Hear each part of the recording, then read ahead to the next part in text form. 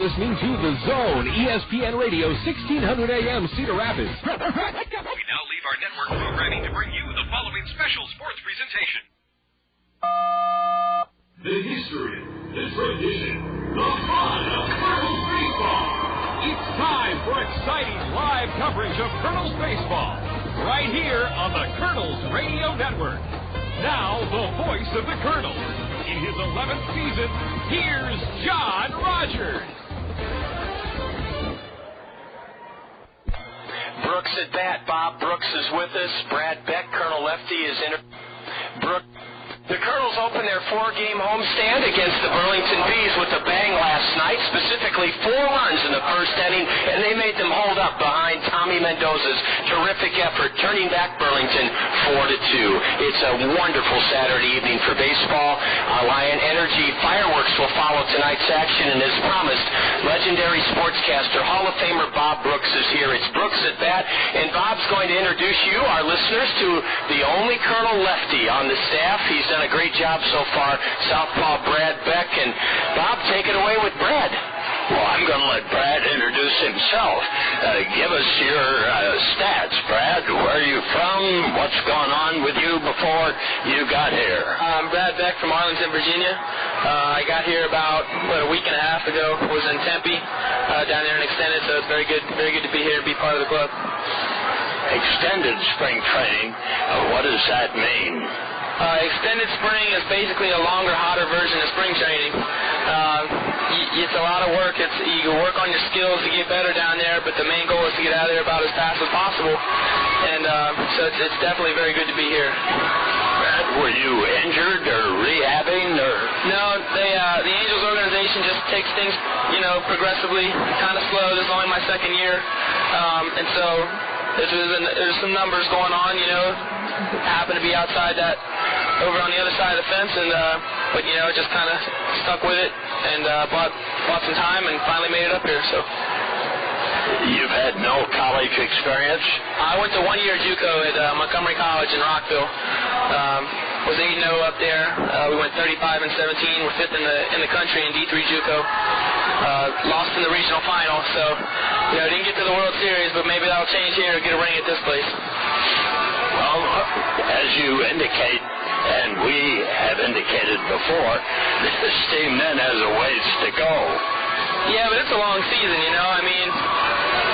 they go by halves, and if the same team wins both halves, they go overall, and there's 90-something games left, and what are we, 5 for our last 6? So we can go 5 out of 6 every time out.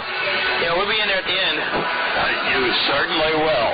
And the 5 out of 6 has had stupendous pitching. Yeah, our staff right now is on a roll, every time out. Bullpen gets a rest, it seems like starters go 8, and we give the ball to Rhino in the 9th, and he takes care of business.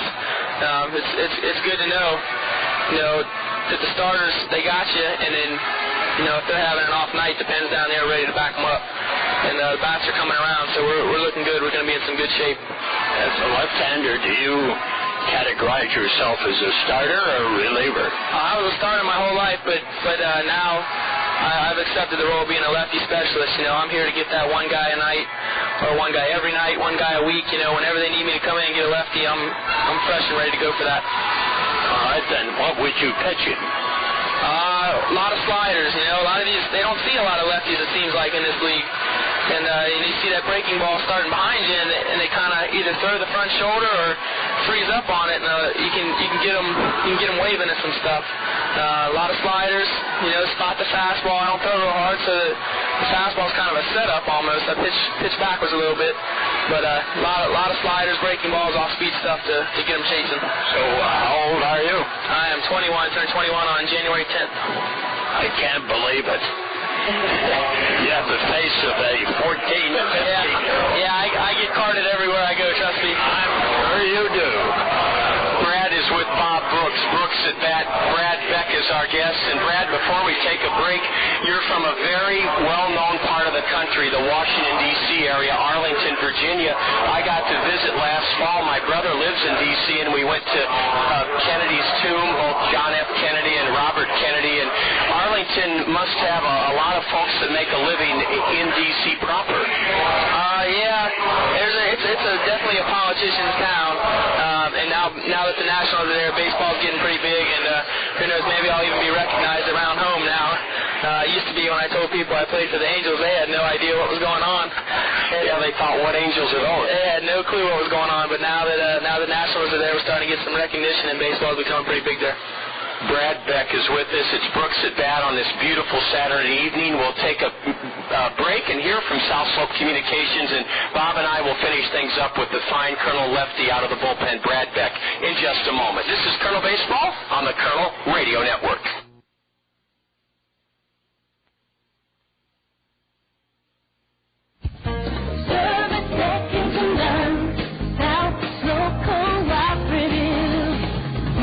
For your communication needs, internet service, telephone, and TV.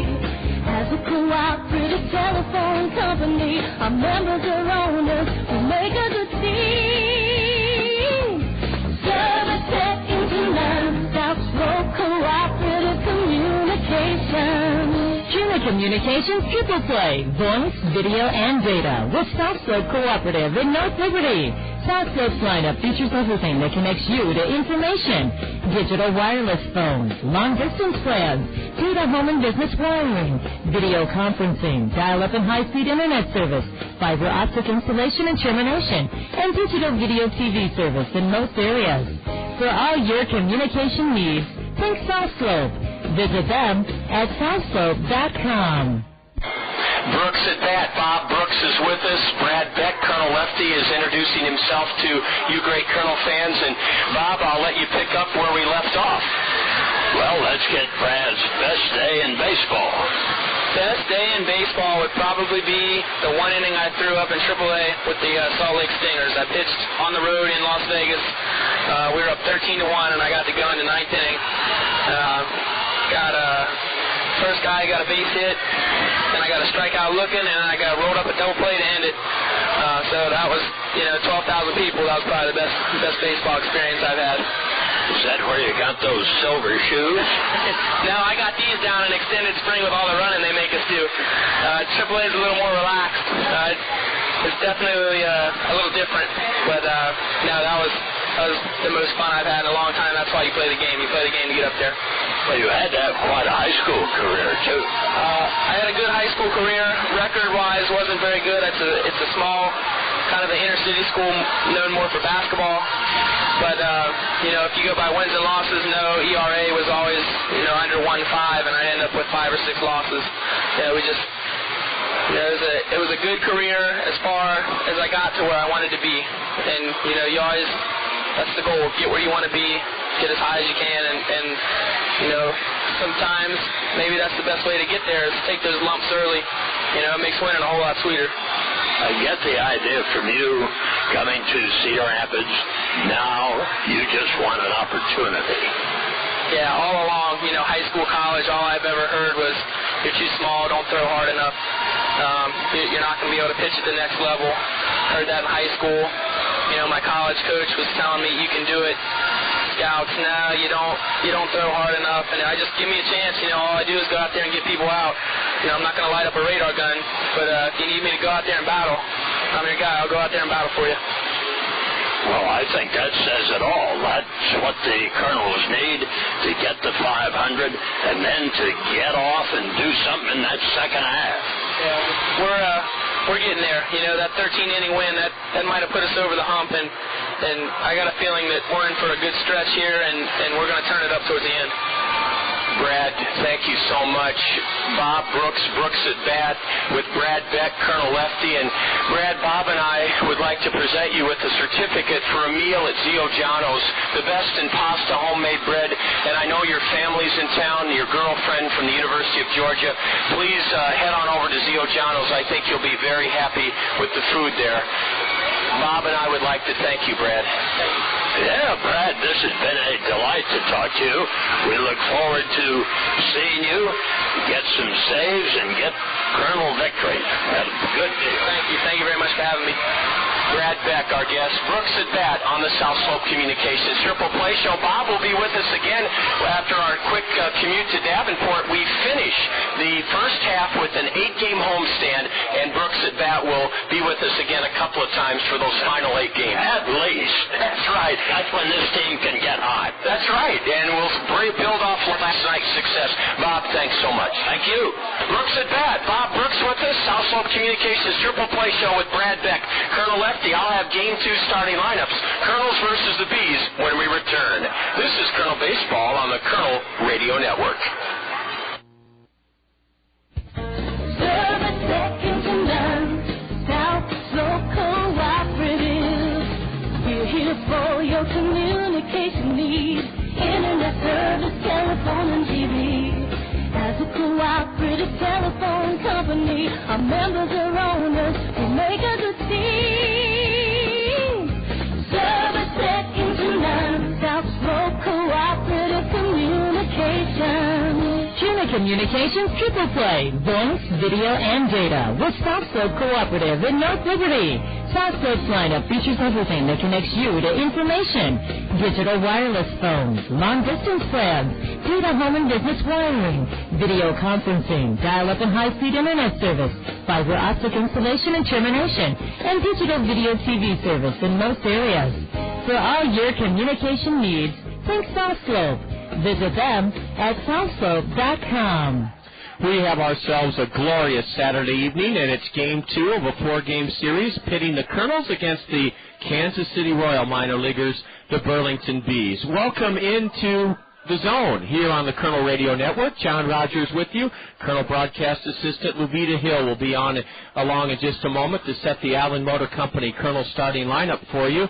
The Kernels won behind a 4-run first last night. A Heinley Stacia RBI double scored Brad Kuhn. Jordan Renz belted his team-high 11th of the year, and then Dallas Morris followed with a solo blast. And the Kernels, behind Tommy Mendoza's great performance, won it 4-2 over the Bees. Neither of these clubs are very potent offensively this season. Burlington's hitting a lowly .227, second to last in the 14-team Midwest League, and the Kernels are hitting only .235. That's 11th out of the 14 teams in the Midwest League. But the Kernels put together a big first inning last night and got what they've gotten all season, great starting pitching, and won it to pull within 3 games of the 500 mark. Burlington's in third place in the 8-team Western Division first half standings with a 500 record. Under Jim Gabella, their record 26-26. Jim Gabella's in his third year at the helm with the Bees, and Gabella began his coaching career as the head baseball coach at Broward County Community College in Fort Lauderdale, Florida. Jim has also managed and coached in the Cleveland Indians system, and he spent a little bit of time with the Montreal Expo organization. Jim Gabella likes Burlington, Iowa so much, the Bee skipper moved his family there. Here's the starting lineup for the visiting Bees, 26-26, third place in the Western Division standings. Josh Johnson, second base, leads off. He owns the highest on-base percentage in the league at .456. Chris McConnell will bat second. He's the shortstop for the Bees. Hitting third at third base is Mario Lasone. The cleanup batter is Brady Everett. Everett hitting .351 in 11 games. Everett will serve as the DH. At first base is Jeremy Jerschel. Jeremy Jerschel didn't play in last night's game, but he'll bat fifth and play first base tonight. Also playing for the first time in this series is catcher Jeff Howell. Howell will bat sixth. Carlos Arroyo, who was in this league 3 years ago as a Seattle Mariner minor leaguer with the Wisconsin Timber Rattlers, will bat seventh. He's in right field. Hitting eighth, Jose Duarte. He had 3 hits last night for the Bees. And batting ninth in left field, Antonio Sabatini.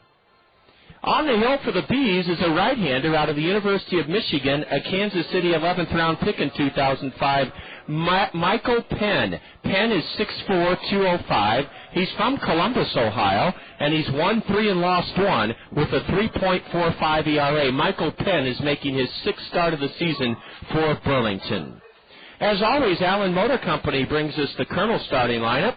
Allen's has a fabulous offer for you right now. They'll provide your first year's maintenance free if you buy a 2005 Buick LeSabre, a 2005 Buick Century, or your first year's maintenance is free at Allen's if you purchase a 2006 Buick Rendezvous.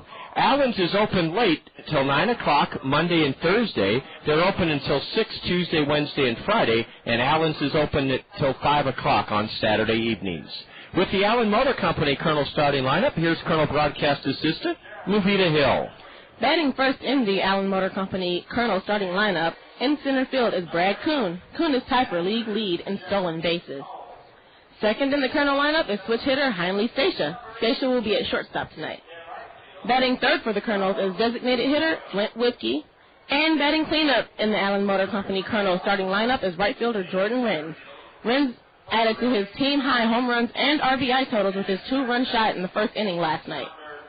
Fifth in the lineup for the Colonels is third baseman Dallas Morris. Morris followed Renz in the first inning with his 5th home run of the season. Batting sixth for the Colonels is first baseman Mark Trumbo, and seventh in the lineup is second baseman Larry Infante. Eighth in the Colonel lineup is left fielder Sancho Smith, and ninth in the Allen Motor Company Colonel starting lineup is catcher Brett Martinez.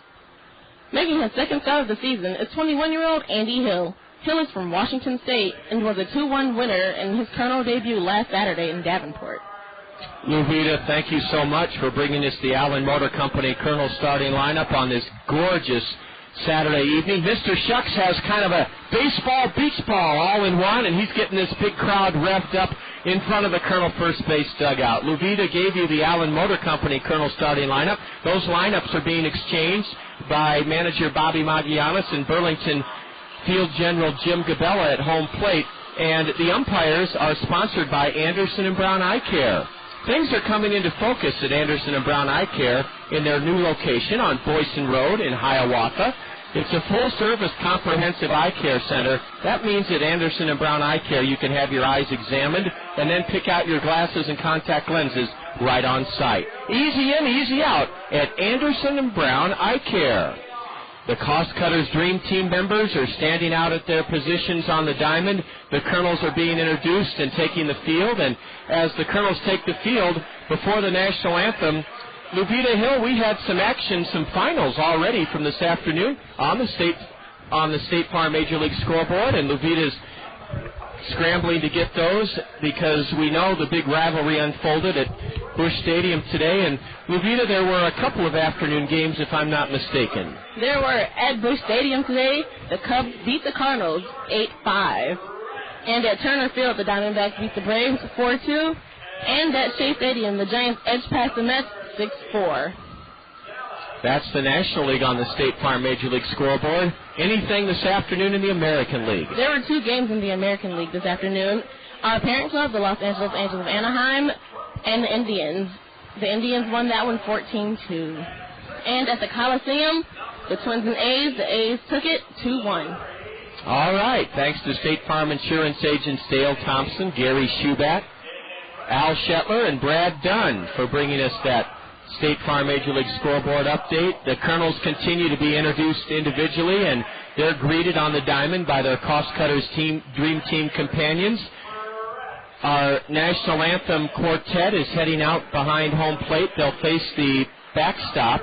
It's a quartet, 4 people, and we'll hear Dale Brote, our public address announcer, introduce them in a moment. The Colonels are out on the field in their white home uniforms, red trim, red numbers, red socks. The Bees look just like their parent club, the Kansas City Royals, in their gray road uniforms with royal blue caps, royal blue socks, royal blue numbers trimmed in white, and even royal blue shoes. Let's join public address announcer Dale Brote as he's set to introduce our national anthem singers. When you will all support our troops. Please stand for our national anthem to honor all those who work to preserve the freedoms we all enjoy. And now, ladies and gentlemen, to honor America, please join in the singing of our national anthem. It is being performed this evening by a quartet from the Animals High School. Thank you.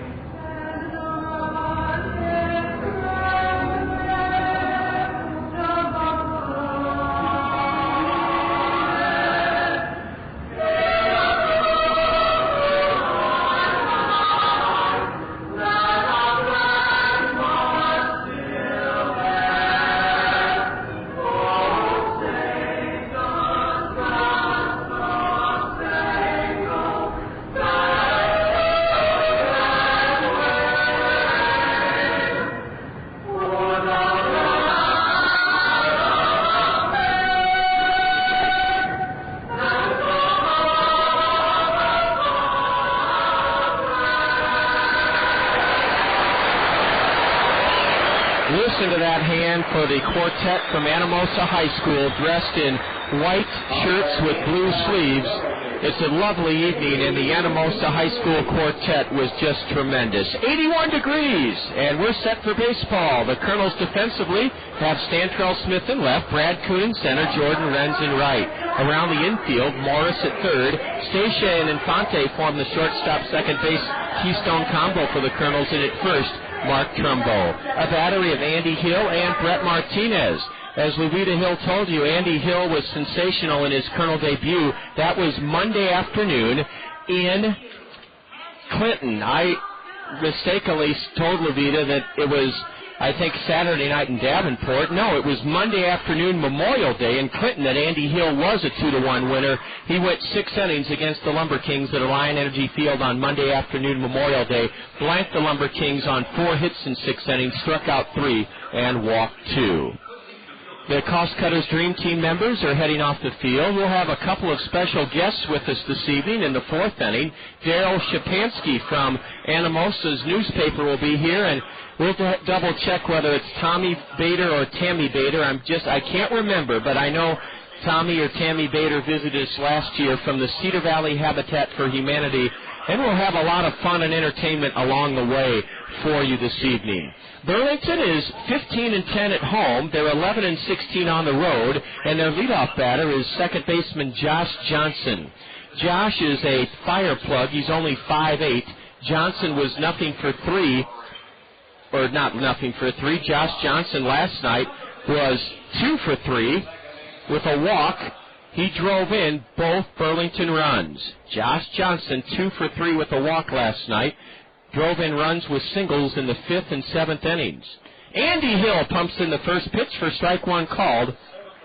And we're underway on this gorgeous Saturday evening. Alliant Energy fireworks following the game. Johnson takes high, and it's 1-1. Andy Hill from the state of Washington, 6'4", 195, and he was a 12th round pick by the Angels in 2003. And a fastball is over but high, and it's 2-1 now to this tremendously effective leadoff batter with the highest on-base percentage in the league, Josh Johnson. Hitting .270, no homers, 13 RBIs, and he bounces it to first. Mark Trumbo was almost handcuffed as Mark backed up on it, and cutting across the diamond towards first is the pitcher, Andy Hill, and Josh Johnson's retired. Mark Trumbo to Andy Hill. It went 3-1. One away here in the top of the first inning. And now batting is another small fella, 5'8" shortstop, Chris McConnell. McConnell hit the ball deep to left field twice last night. He's hitting just 174. And there's a curve from Andy Hill in for strike one to Chris McConnell, 20 years old, a 9th round pick by the Royals out of high school.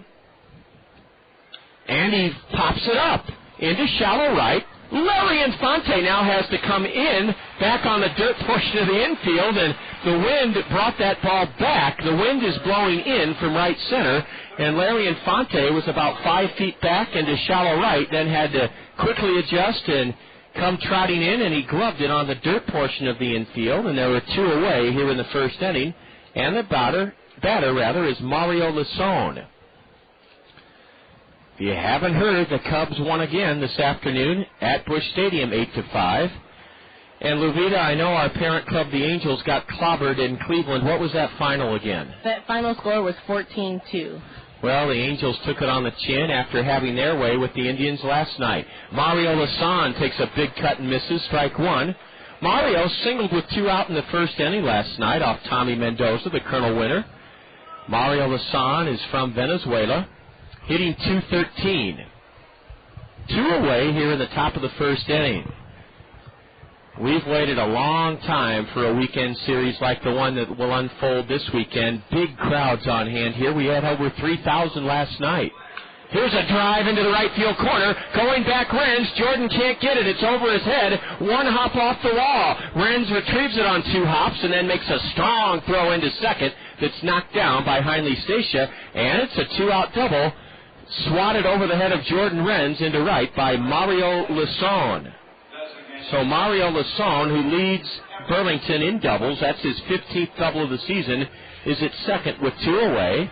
And the designated hitter and cleanup batter, Brad Everett, is at the plate. Everett's not a big guy. They list him at 6 feet even. He's from Washington State.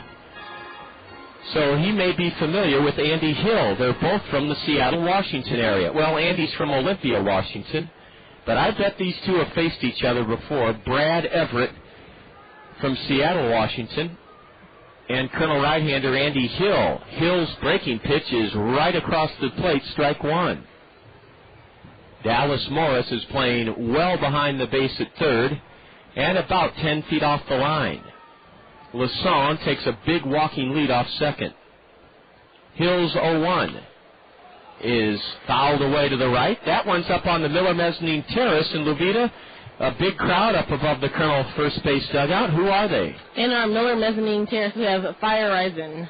Fire Rising, that's Fire right. Rising. You're right. That's a familiar name in Cedar Rapids. They do a lot of specialty big printing jobs. So congratulations. That's not an easy name to get, Luvita. I practiced. You sure did. Lasson is running, and it doesn't matter. A swing and a foul. I didn't see how the... Boy, Luvita, I'm having a tough time seeing the ball leave the bat because of the shadows being cast by the grandstand roof right into the home plate area. I thought the batter, Everett, swung and missed, but he fouled it off. I don't even know where the ball went. I didn't see that one either. Wow. Thought he missed it, too. Lasson was running on the 0-2 pitch. Here's a curve, and it's smacked into deep center. Away back, Kuhn is there. Brad reaches up and nabs it. Oh, Brady Everett gave it a ride as he socked it to deep straightaway center. The wind blowing in. Brad Kuhn going back, and Brad corralled it in deep center to end the first inning scoring threat by the Bees. No runs for Burlington in the first. One hit, a 2-out double. There were no Colonel errors, and a fine running catch in rather deep center by Brad Kuhn on a smash off the bat of cleanup batter. Brady Everett ends the inning. The Bees leave a runner aboard, and after one half inning, Burlington nothing, and the Kernels coming to bat. You're tuned to Colonel Baseball on the Colonel Radio Network. Cedar Rapids' oldest wholesale greenhouse is also Cedar Rapids' full-service landscaping and lawn care center. Cedar Rapids Greenhouses has been serving eastern Iowans for 50 years at the corner of Johnson Avenue and Edgewood Road, behind Guppy's on the Go. Cedar Rapids Greenhouses has a full line of trees and shrubs like magnolias, maples, and lilacs. And for a limited time, buy any potted tree and Cedar Rapids Greenhouses will deliver and plant it free.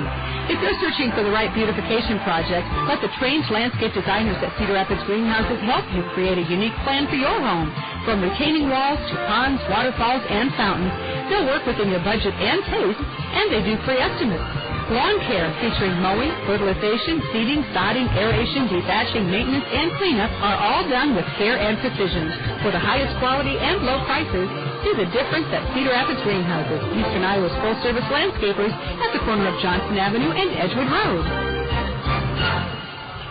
Hi, I'm Kel Andrews, your local Pekin insurance agent at Andrews Insurance in Cedar Rapids.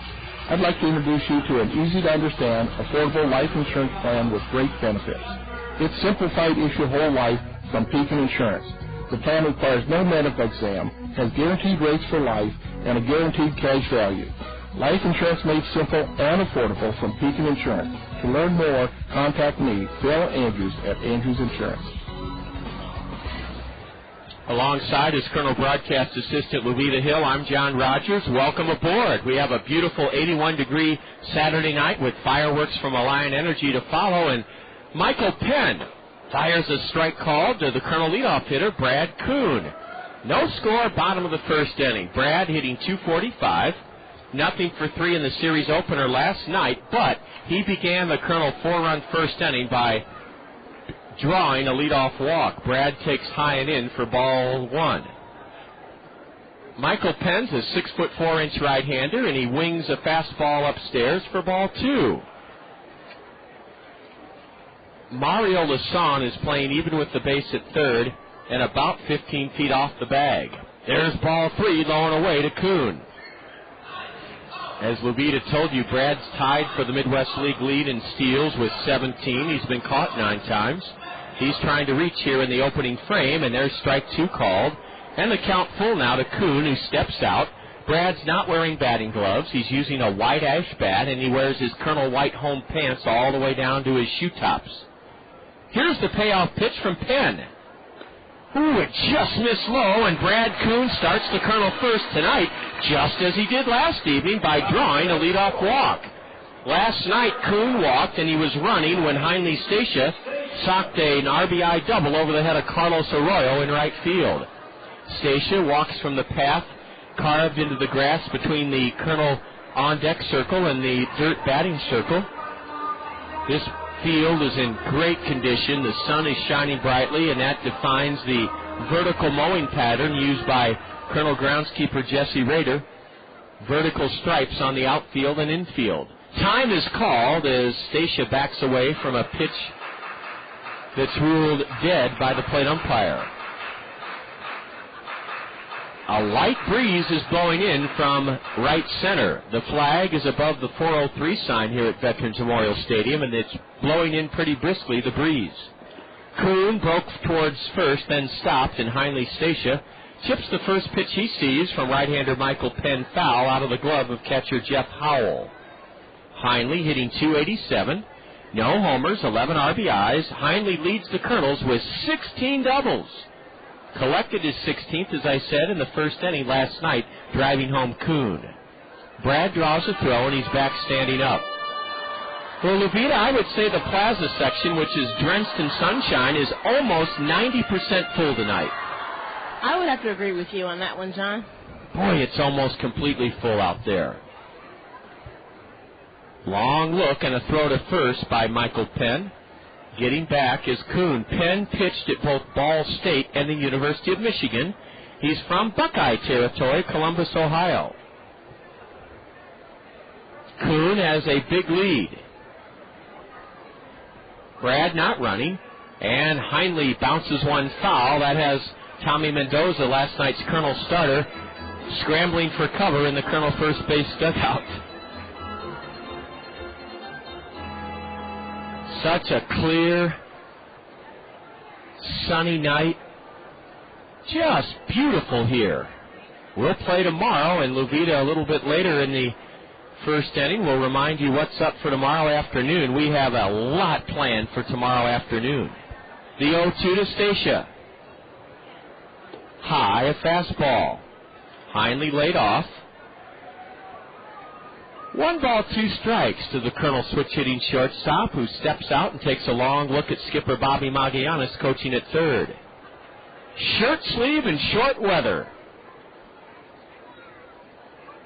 Throw to first, and Brad's back standing up.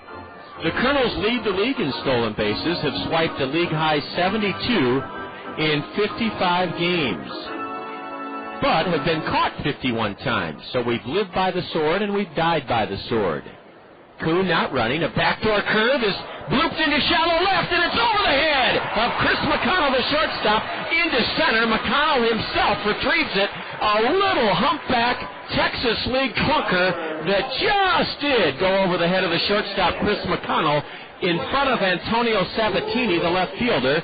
Kuhn had to stop at second, and Heinle Stacia, by putting the ball in play, that's something we were really harping about in the Colonel series in Clinton that saw the Colonel strike out 54 times in the 4-game series.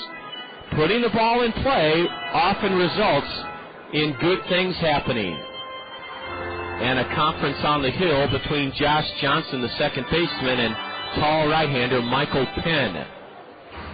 Michael wears his royal blue socks up high, stepping out in front of home plate to flash a battery of signals to his middle infielders, catcher Jeff Howell. This crowd is already alive as Flint Whipke has a chance to put the Colonels ahead here in the bottom of the first inning. No score.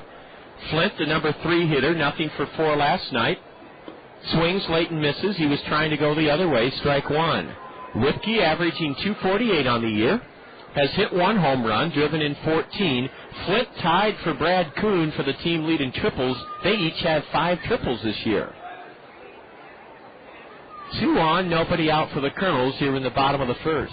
Curve and a double play ball to second. Josh Johnson has it, throws to McConnell, the shortstop, out at second. McConnell on to first, Flint Whipke out at first, and a double play turned by the Bees. It went 4-6-3. Josh Johnson took the one hopper and then fed shortstop Chris McConnell at second for the force of Stacia.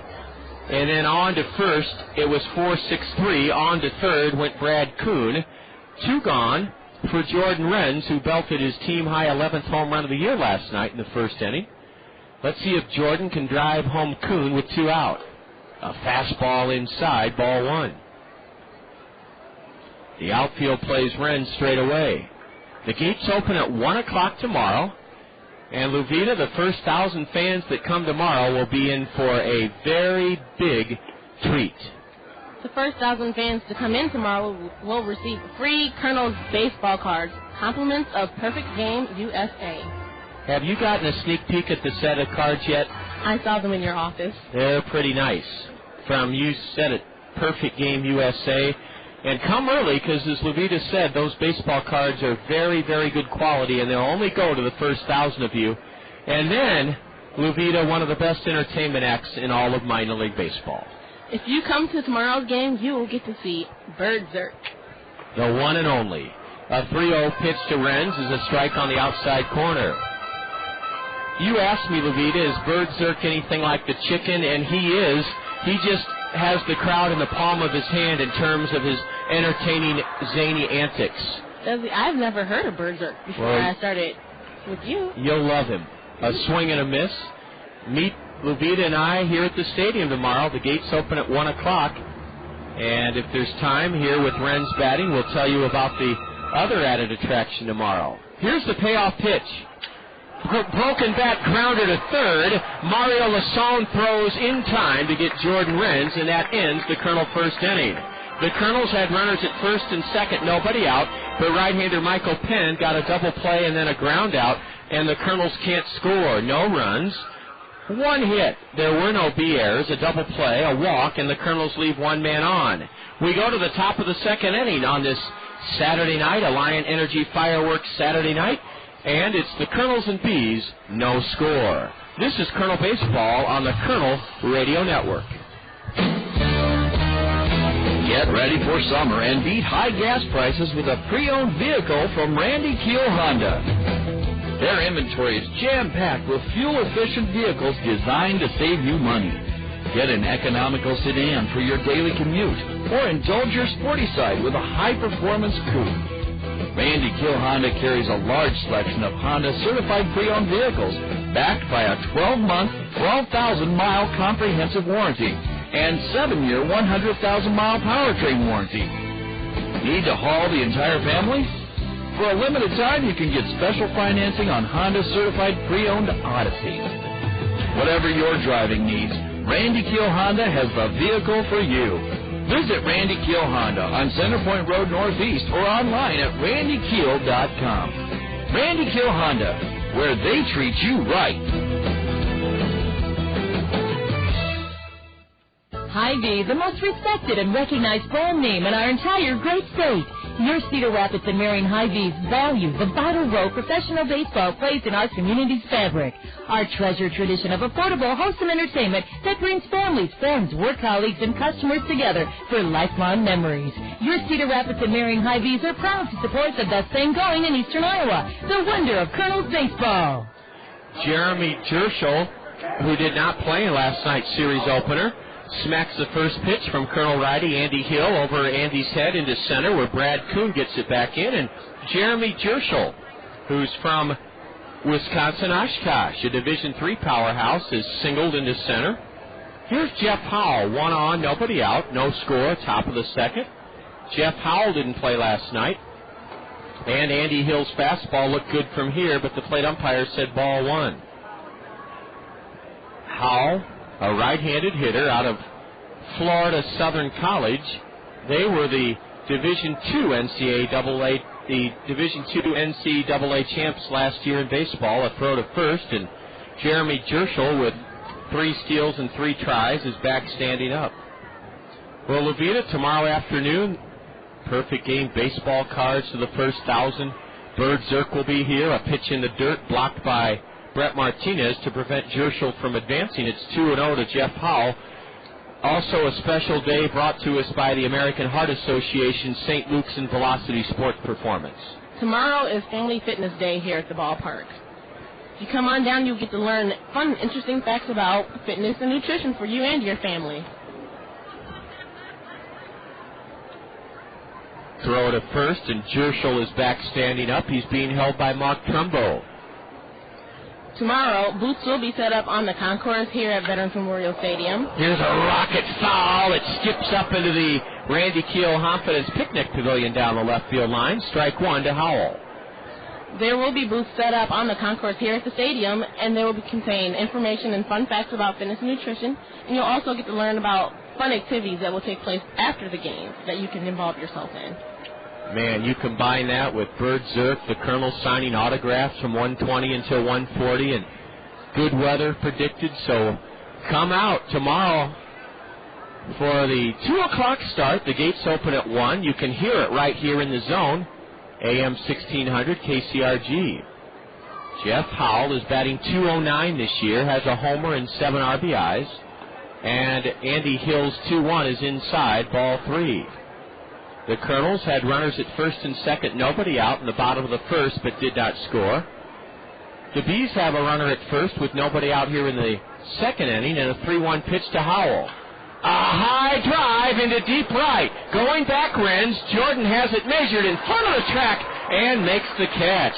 Oh, Jeff Howell put a charge into that one. When it left the bat, I thought it was going to perhaps get over Jordan's head, but Renz retreated, and in front of the warning track, Jordan caught it, and that's out number 1 here in the Bees' second inning.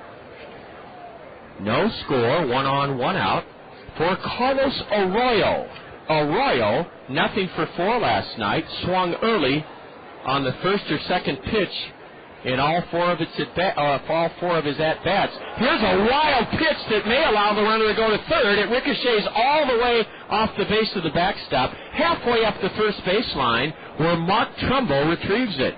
Andy Hill with his first wild pitch of the season, and boy, did that one slip out of his hand. It went way over the head of Brett Martinez, then caromed off the cement base of the backstop, all the way back halfway up the first baseline.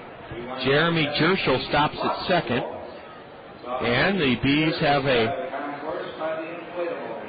runner at second with only 1 out. Carlos Arroyo took ball 1. Arroyo stands motionless at the plate, left-handed batter, and he shoots it down the left field line, tailing foul off the maroon tarp cover, which proudly boasts this stadium built with union labor. A powerful message. You don't need to say much more than that. All the compliments that come from the folks that visit this magnificent facility. And it's great to know that it was all union built. 1 ball, 1 strike to Arroyo. Carlos was a regular in Wisconsin back in 2003. Hit .273 for the Wisconsin Timber Rattlers. A ground ball deep to short. Backhanded by Stacia. Fires to first. Wild. It goes past Trumbo, and stopping at third is Jeremy Jerschel. Now they're going to send him home, and down to second goes the batter, Carlos Arroyo. 1-0 in favor of Burlington. A ground rule. The ball got by Trumbo and got hung up in the Colonel bullpen fencing, and automatically Jeremy Jerschel gets to score. Great play by Stacia to backhand it deep in the hole, but Heinley would have been better off not throwing to first.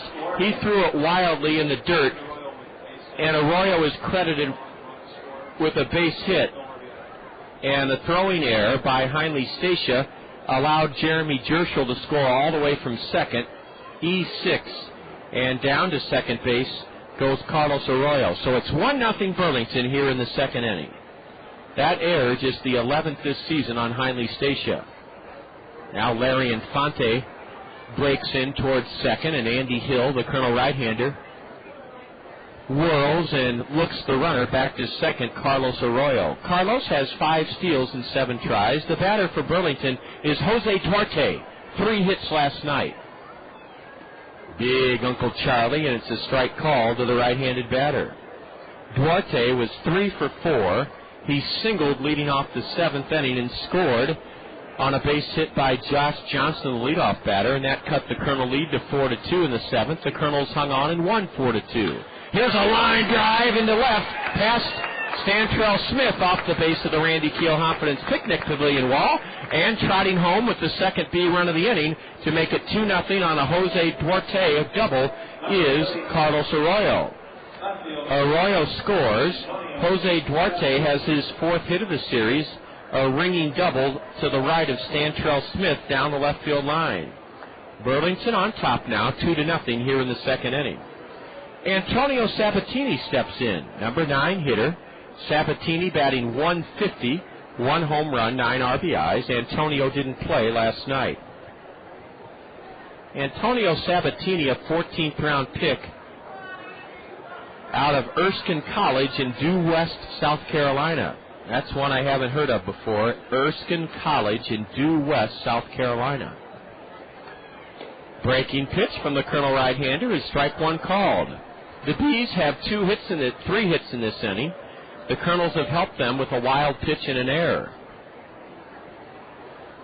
And Duarte's at second with 1 away.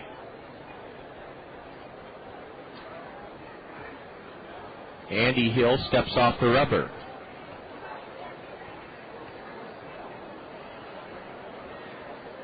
Monday, we conclude this series Monday night. It's a $1 Dog Monday. Hot dogs only $1. Remember, the game on Monday starts at 7 o'clock, now that we're into summertime. Well, Andy Hill just isn't comfortable. He steps off the rubber again. That runner at second, Jose Duarte, is bothering the Colonel's 6'4" right-hander. Who comes set? Swing and a tipped foul, and that one bit Brett Martinez. Not sure where it hit Brett, but he's trying to shake it off, and the Colonel trainer, Eric Munson, dashes out of the dugout. That'll give us a chance to remind you that PRC is proud to support the communities where their employees live and work. And this year, PRC's Community Care is bringing food home to our community every time the Colonels hit a home run. The Colonels belted 2 last night and have hit 33 this season, and that means PRC's Community Care has donated $25 for every one of those Colonel 33 home runs, $25 to the Haycap Food Reservoir. $825 have now been donated by PRC's Community Care to the Haycap Food Reservoir. There goes the runner. A curve, a swing and a miss. Throw to third. Not in time. Throw to first. Safe! Oh, you gotta be kidding me. Mark Trumbo yelps at the base umpire. Here comes Bobby Magallanes, and now the Bees are poised for a big inning. A second strike pitch in the dirt. Now the plate umpire is talking to the base umpire, and they may reverse the decision here because the pitch was swung on and missed by Antonio Sabatini, and the ruling's going to stand. It's first and third, nobody out. Bobby Magallanes asking the base umpire, how in the world could he call the runner's batter safe at first when Mark Trumbo tagged him? Well, a strikeout on a pitch in the dirt. Antonio Sabatini strikes out, but no out will be counted. Credit Andy Hill with the strikeout. A steal of third by Jose Duarte, and I think they're going to charge either Trumbo or Brett Martinez with an error. Bobby Magallanes is not going to be able to get the base umpire to reverse his decision, and that really hurts the Colonels here in the second inning. First and third, 1 out, and now a chance for a big inning for Burlington. Ooh, you strike a guy out on a pitch in the dirt, and then the guy tries to steal third. The throw to third, not in time. Then the throw from Dallas Morris across to...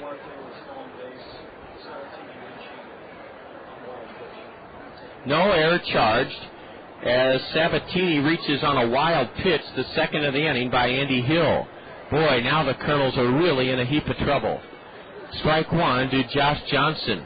1 out, first and third, and the Bees have already struck for a pair here in the second inning. They lead it 2-0. Last night it was the Colonels scoring early, 4 in the first inning. Josh Johnson rolls one off the railing of the Bee third base dugout, and that's strike 2 to the diminutive 5'8" second baseman leadoff hitter for Burlington, Josh Johnson. Josh was a Kansas City third-round draft pick out of Tampa, Florida in 2004. This is his third professional season. Split time between Arizona in the Rookie League and Idaho Falls last season. The 0-2 from Hill. Curve strike, 3 called! Andy Hill with a 3-pitch strikeout of one of the toughest men to strike out in the league, Josh Johnson, and that's the second out of the inning. And now if Andy Hill can get Chris McConnell and keep it a 2-0 game in favor of Burlington, he will have accomplished quite a feat. Chris McConnell, the batter. A bouncer to third. Dallas Morris gloves it. Throws to first to get Chris McConnell. Oh, Andy Hill with runners at first and third and 1 out prevented the Bees from taking a bigger lead in this game. And Chris McConnell chops out to third to end the inning. For the Burlington Bees, 2 runs on 3 hits, 2 wild pitches, 1 Kernel error, and the Bees leave a pair. They've stranded 3. Kernels come to bat in the bottom of the second, trailing Burlington 2-0. You're enjoying Kernel Baseball on the Kernel Radio Network. Smelly cat, oh, they say to you. What are you playing, Nigel? Well, I was just trading places with Phoebe from Friends. She's so funny. She's wicked. Cool. You know, Sierra Mist and TBS had that Trade Places with the Funniest Faces sweepstakes, where you could really trade places with your favorite characters and win the ultimate sitcom getaway. Yeah, just go to TBS.com to enter. You could win the Friends Ross and Rachel honeymoon trip to Vegas. There's also a trip to see where the Seinfeld gang hung out in New York City. Or an Everybody Loves Raymond trip to a golf resort in California. The Trade Places with the Funniest Faces sweepstakes. Just watch Friends on TBS and enter at TBS.com. Brought to you by Sierra Mist. It's that refreshing. Refreshingly wicked! No purchase necessary. Internet access required. Subject to official rules at TBS.com. Open to legal residents of the continental U.S. 18 or older. Void where prohibited. Ends 5/16/06.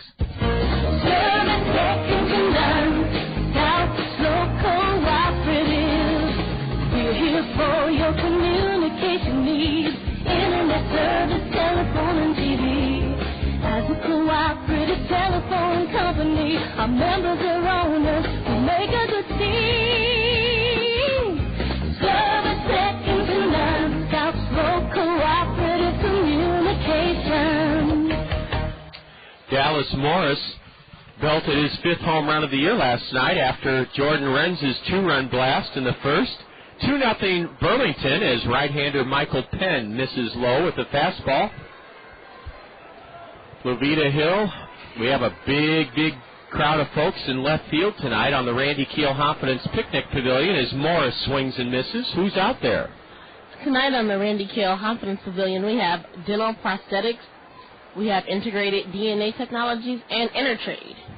And they're all picnicking out there. Here's a pitch squib to shallow third. Mario Lasan vacuums it up and makes a fine play with his momentum carrying him all the way past the pitching mound. And Lasan throws out his counterpart, third baseman Dallas Morris. Dallas topped that pitch for Michael Penn. 1 away here in the second inning. Michael Penn pitched very well his last start. That was Saturday night that was Monday. That was Monday in Burlington. No decision against the Wisconsin Timber Rattlers, but boy, did this right-hander pitch well. 7 innings against the Timber Rattlers, allowing just 1 run on 3 hits, struck out 1, walked 1, a no decision in a B 3-2 10-inning win Monday, Memorial Day, over the Wisconsin Timber Rattlers in Burlington. Mark Trumbo takes a strike, now a pitch outside, ball 1. Mark nubs it off the end of the bat and rolls it to shallow second. There's Josh Johnson to glove it and flip to first, and there are quickly 2 gone here in the Kernels' second inning as Mark Trumbo rolls out to shallow second. 2 away, and Larry Infante batting 167 on the year. Belted his only home run of the year in the Kernel 2-1 win Memorial Day afternoon in Clinton. Larry led off the third with a base hit last night, but then was picked off by the catcher from first base. Larry wallops the first pitch foul off to the left, strike 1. Big crowd here this evening. The grass slope seating berm is teeming with families that have brought blankets, and youngsters are running up and down that slope parallel to the left field line.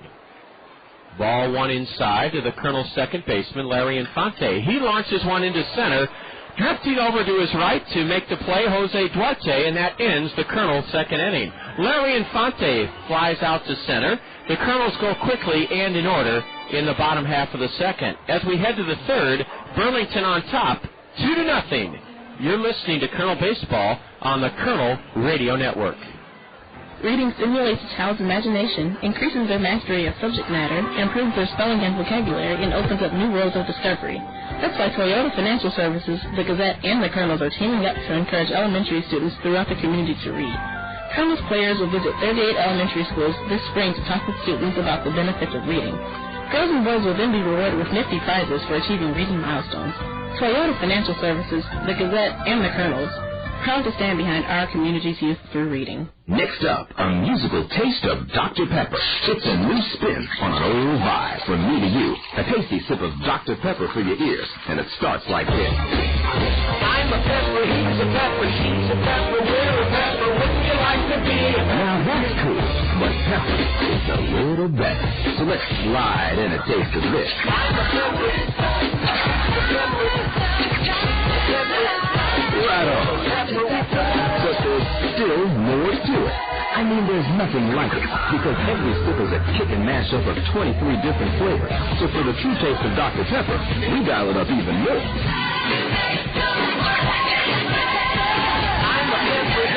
You know it.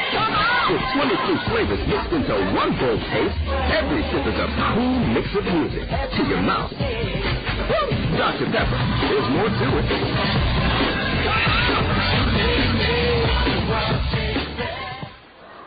This game, like last night's, is moving quickly. We're already into the third inning. The Bees struck for a pair off Kernel starter Andy Hill. And Andy will face in the top of the third inning Lassonde, Everett, and Jerschel, the middle three of the B order. Andy Hill with a dandy changeup. It drops in for strike one to Mario Lassonde. Dallas Morris was creeping in from third, expecting a bunt. Dallas is now back at regular depth at the hot corner.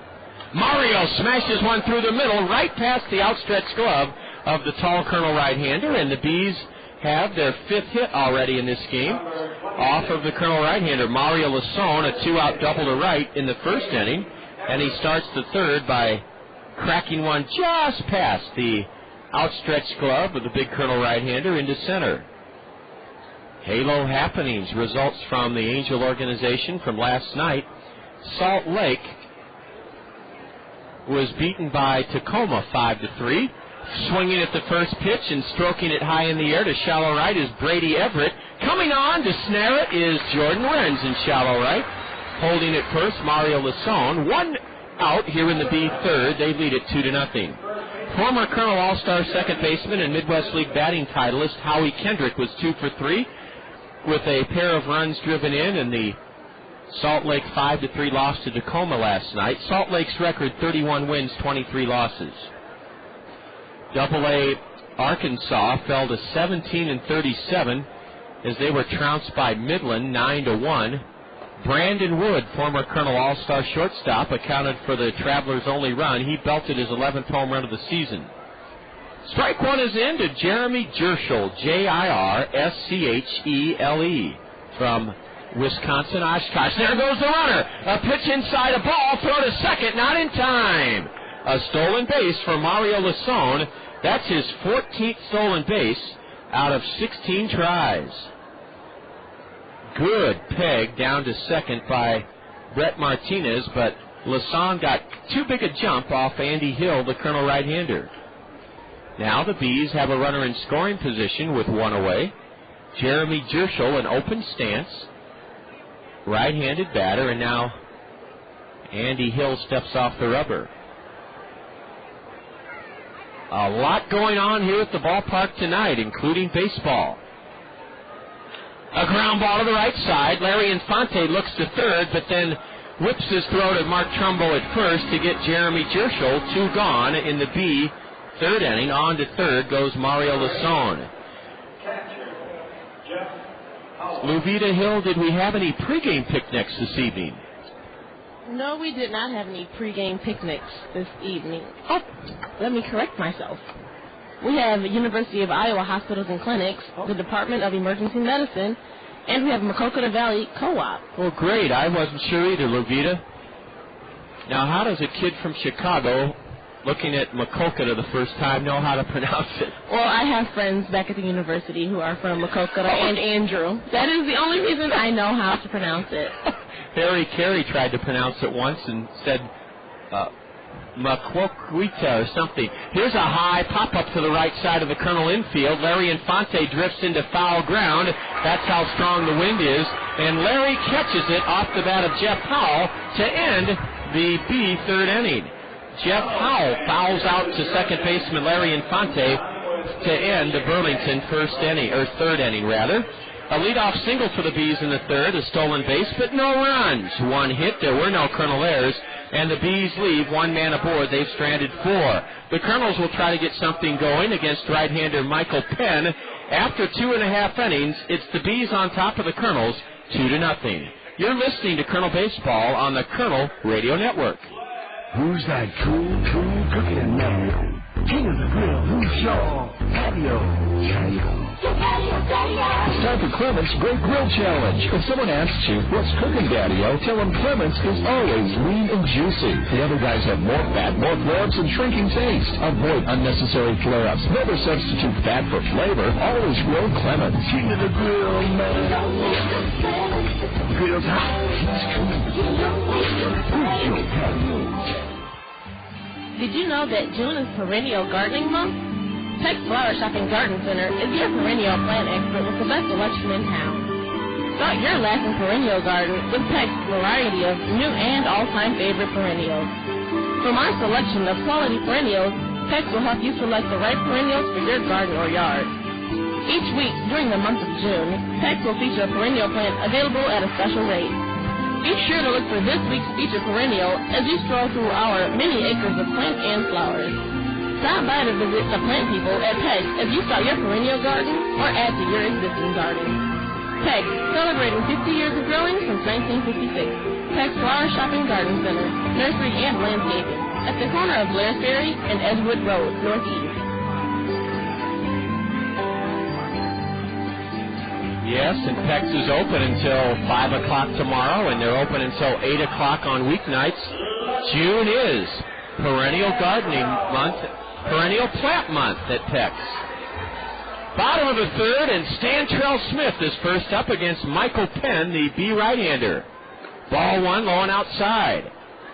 Finishing up our look at Halo happenings, Rancho Cucamonga beat Inland Empire 2-0 last night behind former Colonel Micah Posey. Stantrell Smith hits a high, lazy fly ball into right near the line. Carlos Arroyo trots in and gloves it. 1 away, and that's 5 straight now retired by right-hander Michael Penn as he gets Stantrell, the number 8 hitter, to fly to right. Now Brett Martinez at the plate. Micah Posey, former Colonel lefty, earned his first win as a member of Rancho Cucamonga's rotation. He pitched 7 1/3 strong innings in the 2-0 win by Rancho over Inland Empire. Former Colonel second baseman Nate Sutton. Here's a line drive into right. Arroyo on the run and has it. Oh, Brett Martinez lines hard into right, and that's 6 straight set down by the B right-hander, Michael Penn. And there are quickly 2 away here in the Colonel third inning. The Bees lead it 2-0. Nate Sutton was 2 for 4 last night, scored a run. Tonight, former Colonel right-hander from a year ago, Nick Green, will make his first start for Double-A Arkansas. And that may have a ripple effect here on our ball club. Who knows? Nick Adenhart, Stephen Merrick, one of those guys may be summoned up a level. We'll wait and tell you. Here's a bunt up the third base line. Perfectly placed. Base hit by Brad Kuhn.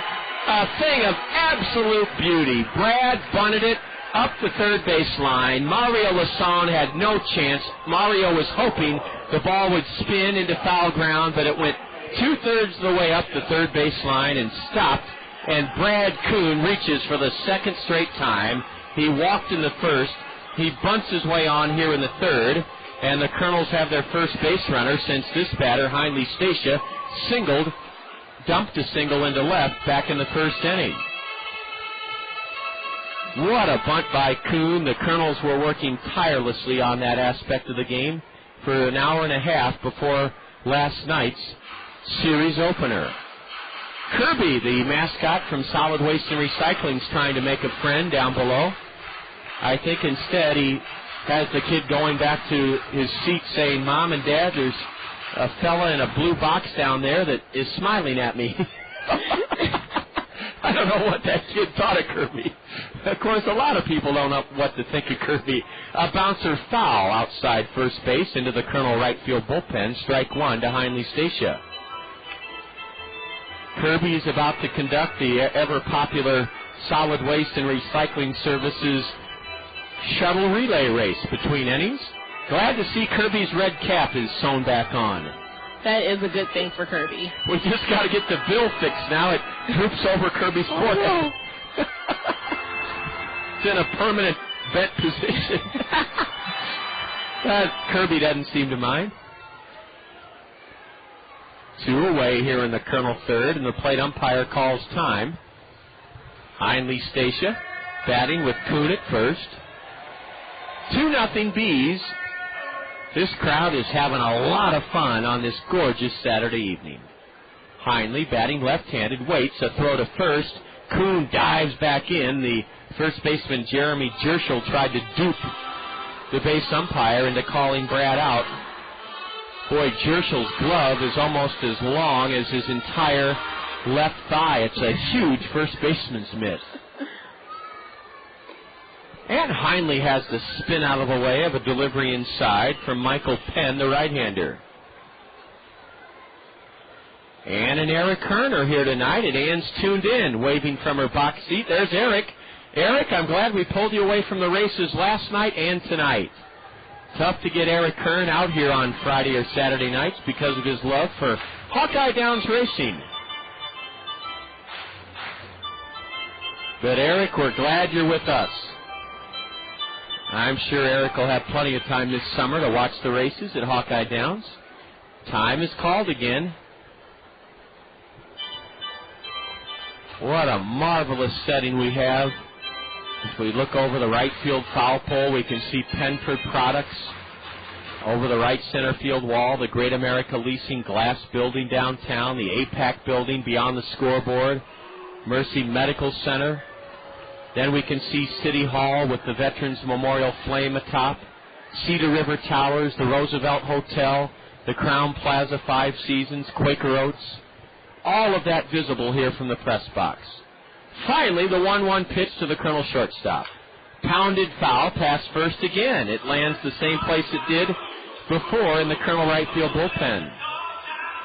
Burlington scored a pair off Colonel starter Andy Hill in the second inning, and they lead it 2-0 here in the bottom of the third.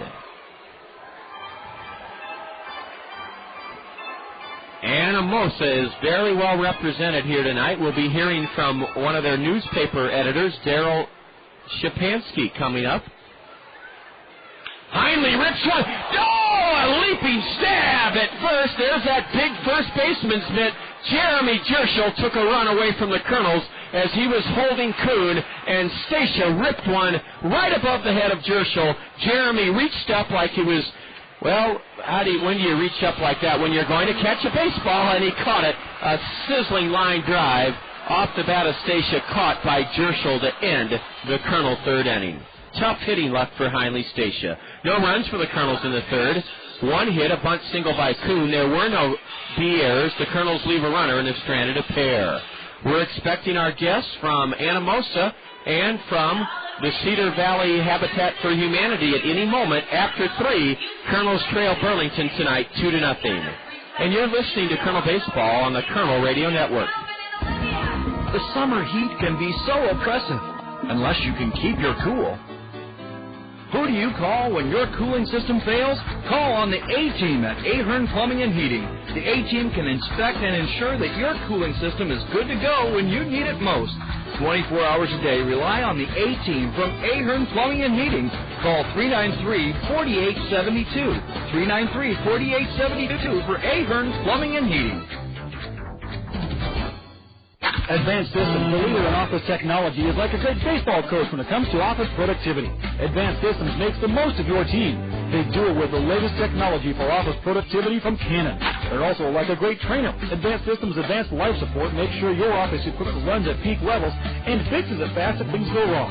Put it over the fence with Canon technology from Advanced Systems. Call 832-8291. This is for the 21st century with Advanced Systems.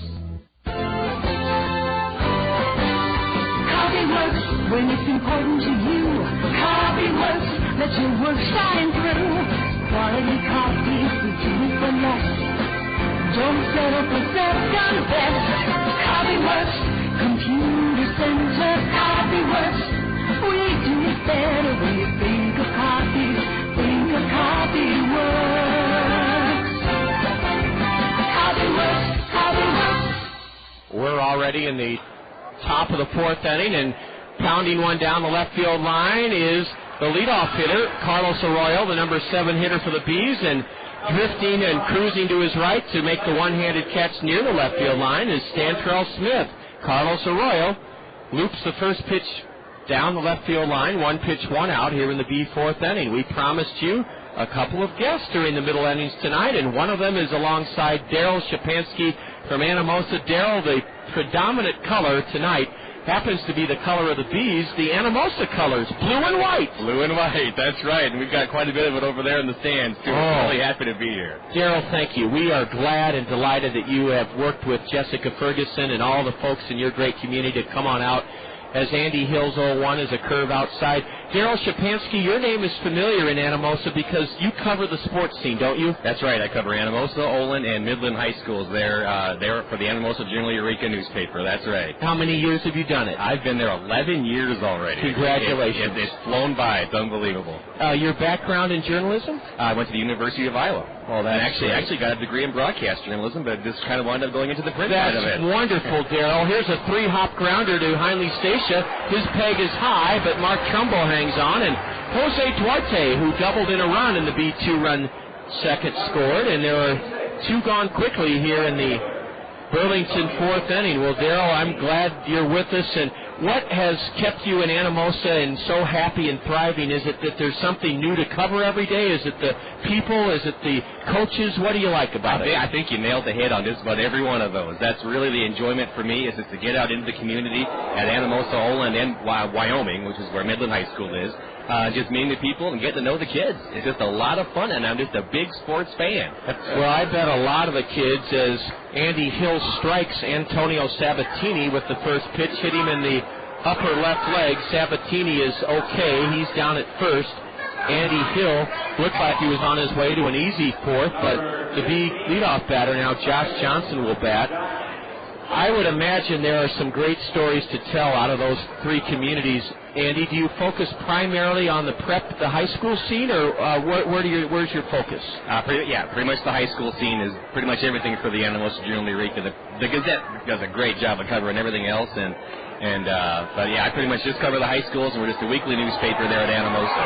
Here's a delayed steal try by Antonio Sabatini, a late throw from his knees by Brett Martinez, but Brett had enough on the throw to get Antonio Sabatini. It went Brett Martinez to Stacia, a delayed steal attempted by the Bees, and it backfires. No runs for Burlington in the fourth, no hits, a hit batsman, a man caught trying to steal second, and nobody left for the Bees. We're going to pick it up right where we are right now with Daryl Shapansky from Anamosa. He's the sports editor of the newspaper when the Kernels come to bat in the bottom of the fourth inning. After 3.5 on Anamosa night here at the ballpark, Burlington leads the Kernels 2-0. This is Kernel Baseball on the Kernel Radio Network. Fairfax State Savings Bank is paying you to come to the ballpark every Wednesday this season. You heard right. Fairfax State Savings Bank is paying you to come to Veterans Memorial Stadium every Wednesday this season. The first 750 of you Colonel fans to enter the gates before Wednesday's home game will receive an envelope full of money inside from Fairfax State Savings Bank. Each of those 750 envelopes will contain a greenback up to a $100 bill. Fairfax State Savings Bank, free money Wednesdays. Come early to line your pocket with cash. Meet Jim. Well, it's nice how he spends weekends in his yard trying to kill weeds. Gotcha. Meet Dave. He spends weekends on the green. That's because Greg's Lawn Service takes care of his lawn. Mowing, fertilizing, pruning, and, weed control. Greg does the big jobs, too. Landscaping, retaining walls, curb edging, and patios. So when you've had enough of those little devils... Yes. Call 393-0101. Greg's Lawn Service, a cut above the rest. Hi, I'm Tanya Sedlock, your local Pekin insurance agent at Andrews Insurance here in Cedar Rapids. We all know how quickly life can change. You buy a new car or a new home. Your family's blessed with a new baby. Your teenager starts driving the family car.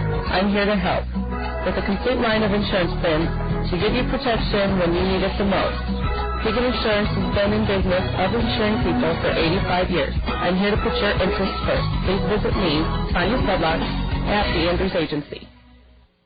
Flint Whipke on a 1-0 pitch opening up the Colonel fourth. Gets good wood on the delivery from Michael Penn and lifts it into deep right center, but Carlos Arroyo scoots over to make the play. Flint Whipke hit it well, but flies out to right. One gone in the bottom of the fourth. This game is moving very quickly, just like last night's 2-hour and 2-minute Colonel 4-2 win.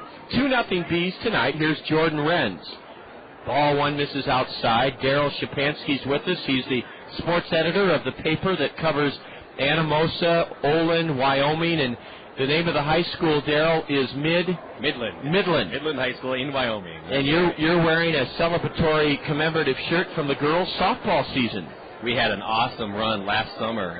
Just cruised through the Tri-Rivers Conference going 21-1, and it was just a great ride with head coach Gary Stamp. Now, Gary Stamp had a daughter that set all sorts of strikeout records.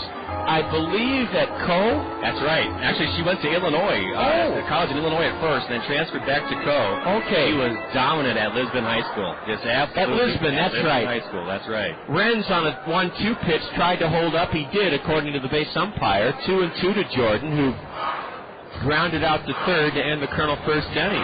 2-0 Bees. The Bees have the third best pitching staff in the league, a 3.03 ERA, and you can't get too far behind them. The Colonels are right in the game as the right-hander Penn delivers low and in, and the count is full now to Jordan Renz. Colonel leading RBI man and home run hitter, a 2-run homer in the first last night.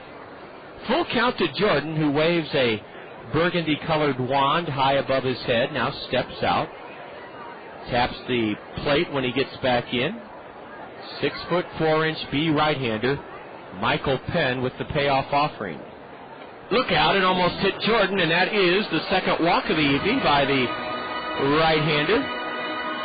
1 on, 1 out. Dale Shapansky, I would have guessed that, at least half to two-thirds of the kids on that Midland softball team would play either at Kirkwood or another junior college or Division III, and maybe a couple of them good enough to play for Coach Blevins. There's a few on the schools that I cover. Anamosa had a lot of softball talent last year, mainly with offensively scoring a lot of runs and a lot of really talented kids, and Gary just seems to churn them through each and every year through Anamosa. He builds winners just about wherever he goes. That's what we understand. Daryl, I know some of our guys were watching some of the Division I fast-pitch softball tournament, NCAA, and they were amazed at some of the aspects of the game you just mentioned. Hitting ability, pitching, fielding, base running. It's a very quick-paced game that requires a lot of muscle memory by the players. A lot of precision, too. There's the word, precision. You just really need to have your head in the game at all times, and Gary is such a great coach at keeping those kids so focused all the time on every single pitch and every single play. Dallas Morris on a 1-1 delivery, swings late and misses, strike 2.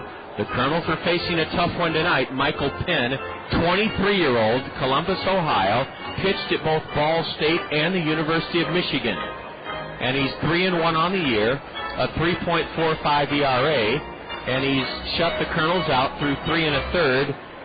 Bees up 2-0 here in the fourth. Dallas takes upstairs for ball 2. Daryl Shapansky is with us from the newspaper in Anamosa. And Daryl, I imagine there's some nights in the fall, winter, maybe all year that you're covering a sporting event on the prep scene. Well, maybe 5 to 6 nights a week when you count volleyball and track and softball and basketball, and you're busy. Yeah, sometimes actually in the fall I'll try to hit 3 games a night even. I'll go to a fresh soft game at first and then hit 3 separate varsity ones to try to get pictures of every one. Oh, you have to take pictures too. I'm the photo guy too. Wow. Yeah, and not just the stories. Yeah, that's the photo guy too. Boy, Daryl, here's a 3-2 to Dallas, and he drills it into the left field corner. It's cut off by Antonio Sabatini before it gets all the way to the base of the wall, and Dallas Morris has singled Jordan Renz to second. The Kernels have the tying runs aboard with only 1 out, and Mark Trumbo at the plate here in the bottom of the 4th inning. Here comes the B pitching coach. It's the first we've seen of Steve Luber, the former big leaguer. Steve Luber marches out of the B third base dugout to talk it over with right-hander Michael Penn. The Kernels have their second viable scoring chance of the evening. Back in the first, the Kernels put Kuhn on with a walk.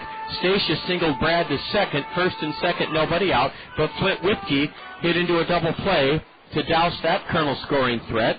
Here in the 4th inning, Flint flew out to deep right to start the inning. Renz walked on a 3-2 pitch. Morris singles Jordan to second, and now with 2 on and 1 out, Mark Trumbo stands in. Well, Daryl Shapansky, do you have a, quote, favorite sport, or can you really say that you, with the variety you get at the newspaper in Anamosa, that you like them all? I would honestly have to say I like them all. Really, the only one coming in that I really kind of had any kind of question about was wrestling. I never really was a big wrestling fan in high school. My coaches, I was such a little kid in high school, the coaches wanted me to go out every year, but I didn't want to do it. And then once I started covering the sport in high school, I just realized what dedication you need to have to be a really good wrestler. Not only the competing aspect, but the losing the weight, the weight gain up and down all season long. You got to watch what you eat. Again, it takes a lot to be a really good wrestler, and that was something I really learned over the course of my years working at the paper. That is really tough to do to be a good one. Well, thanks for passing on that insight, that realization. A curve, a strike to Trumbo. Now a fastball darts low to Mark, 1-1. Daryl Shapansky's with us, representing his great community of Anamosa. We've got a lot of them here. It's so fun to see. Oh, Daryl, I hope you brought your camera. Oh, yes, I did. I always do. Great. That's great. Because that should be a big story come next week. Mark lays off a slider low, and Trumbo's ahead 2-1. Mark Trumbo, a right-handed hitting slugger, batting 6th in the Allen Motor Company order, 192 average, 7 home runs, 23 driven in. Mark bounced out to second his first time up. Renz at second. Morris at first. And ball 3 low and in to Mark Trumbo. The Kernels are trying to mount a rally here in front of this big Saturday night crowd, including a huge contingent from Anamosa. Daryl, you think most folks drove down in a caravan, or? Actually, I took quite a few in my van. Good. We were full. That's great. Ball 4, outside and high, and the bases are jammed with 1 out. Kernels trailing here in the 4th, 2-0. Larry Infante will try to drive in a run 2 or 3 or 4. Bases loaded, 1 out. Larry hitting 167, a homer, 8 RBIs. What a good plate discipline at bat for Mark Trumbo as he made Michael Penn work to him. Michael was nibbling and walked Trumbo. Now the bases are loaded, and Mario Lasone is playing way off the line at third for Larry Infante. Larry swings hard at the first pitch and misses, strike 1. Infante steps all the way out of the box, tightens his batting gloves. Larry, one of the few Kernels to wear his Red Sox up high. Michael Penn is working from the stretch, the 0-1. Corked foul on the ground, past first, and Infante's in the hole, no balls, 2 strikes. Well, Daryl, I bet you the paper in Anamosa is highly successful because of the reasons you've said, you probably do a great job covering local stories. Thank you very much, and I just really love doing it, and I've got a lot of great coaches to work with. Another one is our Anamosa baseball coach this summer, Byron Slaughterback, just a great coach, has turned our program around, almost won the conference championships the last 2 years, has set school records back-to-back years with wins. We're just having a great run. Just having a great run at things in Anamosa. And that makes it fun for everyone. Oh, it sure does. It lifts not only the school spirit, but the community's pride. Absolutely. Larry dumps one into shallow left. Back goes Sabatini. He's there and has it. Tagging at third to score the first Colonel run of the night. Jordan Renz. 2-1 Burlington. Larry Infante thrust his wrist across the plate. Stroked it deeper than I thought he did. Caught in left center by the left fielder Sabatini. Jordan Renz crosses home, trotting in from third, and Larry Infante gets the job done with a sacrifice fly to left. And that cuts the B lead to 2-1 here in the bottom of the fourth inning. Stantrell Smith will try to come through with a big 2-out hit now. Larry Infante lifted it into left. Antonio Sabatini had to go back a few steps to make the play. And now let's see if Stantrell Smith, who was 0 for 3 last night and flew out to right leading off the second inning tonight, can reach. A breaking pitch is low and away. Standing by from the Cedar Valley Habitat for Humanity, and we'll see if Luvita Hill can confirm whether it's Tommy Bader or Tammy Bader in just a moment. Right now, though, Daryl Shapansky's finishing up his time with us on Anamosa night. The 1-0 to Stantrell. A high pop-up into shallow left center. The shortstop, Chris McConnell, underneath it. About 6 feet out into the grass and left. Stantrell Smith's pop-up is gathered in by the shortstop to end the Colonel fourth inning. The Colonels strike for 1 run on 1 hit, 2 walks. There were no BRs, and the Colonels leave 2 men aboard. Well, Darryl, I hope your visit this evening, not only to the broadcast booth, but more importantly to the game, is a memorable one. You represent your community with gusto and pride, and congratulations on all the things that Anamosa has done. Thank you very much. It's just an absolute pleasure being up here. It's a dream come true for me, and this is something that the whole community of Anamosa looks forward to coming every year for Anamosa Night at the Kernels. This is just a lot of fun for everybody. Daryl Shapansky, thank you very much for your kind words. Daryl Shapansky from Anamosa with us. As we go to the top of the 5th inning, Tammy Bader or Tommy Bader, I just can't get that. Luvita, we need your help. It is Tommy. I knew that, Luvita. Daryl, thank you so much. We go to the top of the 5th inning. Burlington 2, the Kernels 1. This is Colonel Baseball on the Kernel Radio Network. There's a lot you can do to satisfy your taste for Italian. You can marry one. You can drive one. Or you can go to Zio Giano's and feast on Zio's homemade bread, pizzas, and pasta, authentically prepared as Zio Giano's famous Italian style. Zio Giano's for the hometown taste of Italy. Come to Zio Giano's, our pasta makes you Zio. Come to Zio Giano's for real Italiano. Come to Zio Giano's, the pasta. What do I get at Cost Cutters? Hey, my hair is my trademark. I gotta be able to count on a good cut and stuff to keep my hair looking thick, even if it's not. I get a good cut, no long wait, a smile, and a little something left over in my wallet. I get little trims that keep my hair long and healthy, and stuff to make it loose and curly one day, straight and sassy the next. With expert stylists trained in the latest trends and techniques and your favorite professional styling and hair care products, you'll always get what you're looking for at Cost Cutters. At Cost Cutters, you can always count on convenient, affordable, professional care and products that help you create just the style you want. At Cost Cutters, you'll always get a little more. What do I get at Cost Cutters? A slick, clean cut, great highlights, and a little wig from the hottest stylist I've ever seen.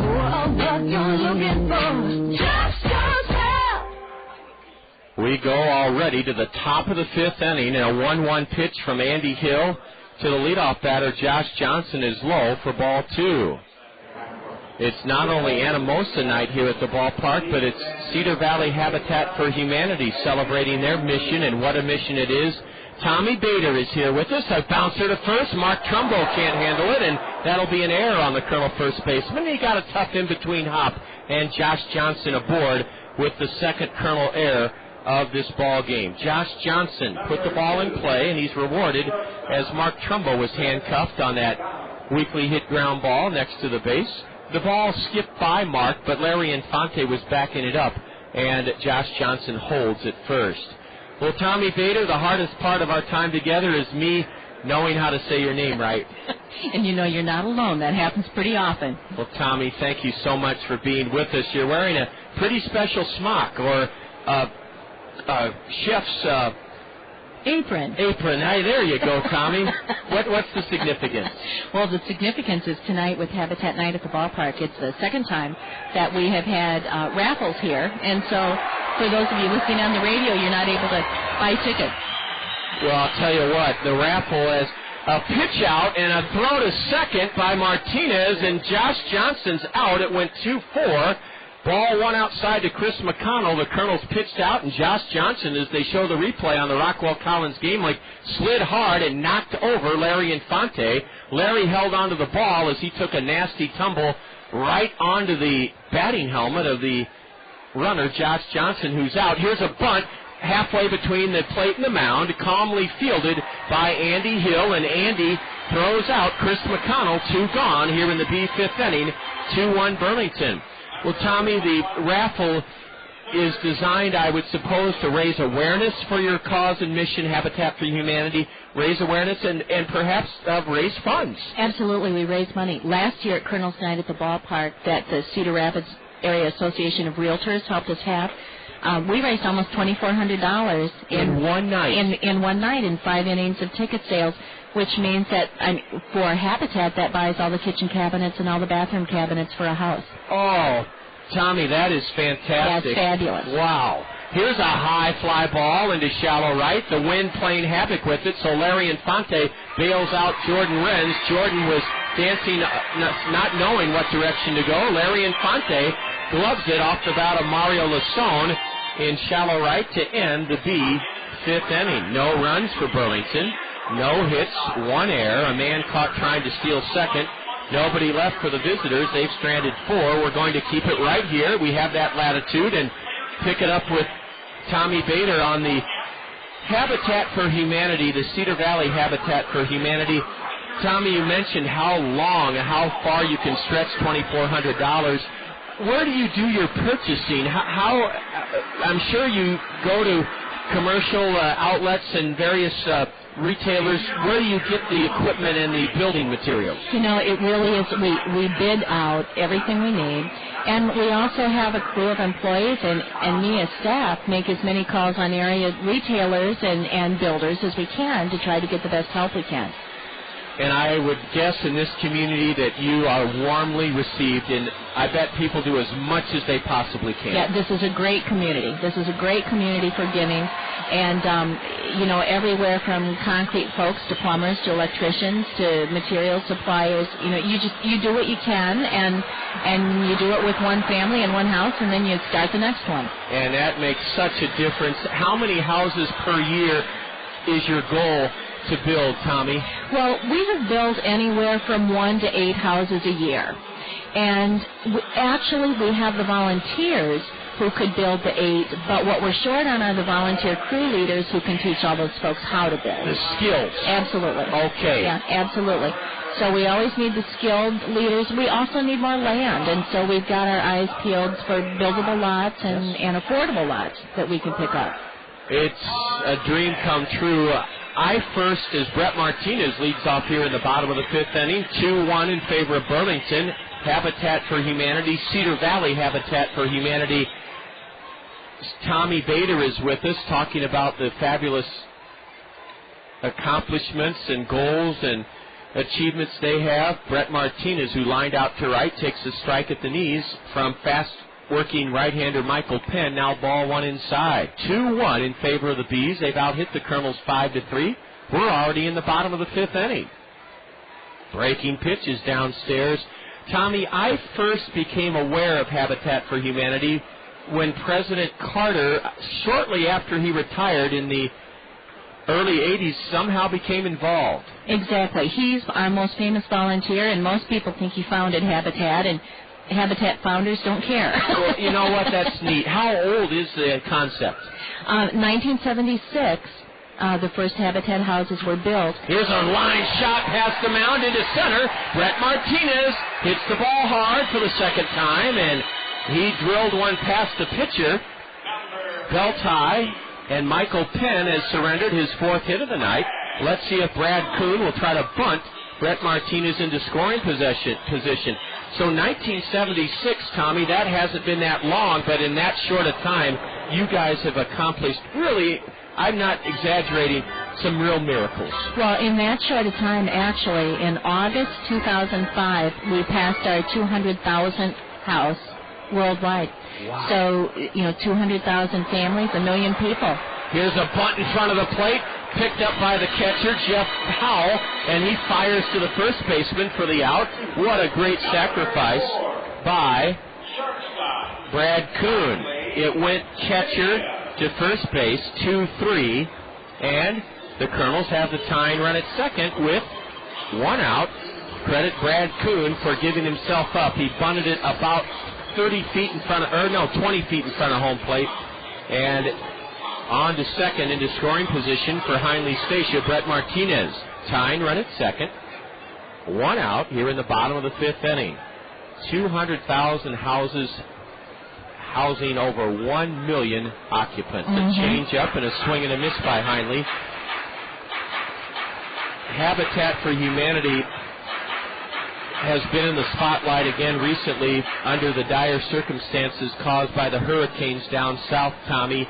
Exactly. Have you gone down south yourself to see some of the devastation or to launch any new projects, or are your efforts focused locally? Well, the efforts are focused locally right now because one of the things Habitat is in it for is a long haul. And our attitude is, we're going to be doing this for years with those hurricane folks.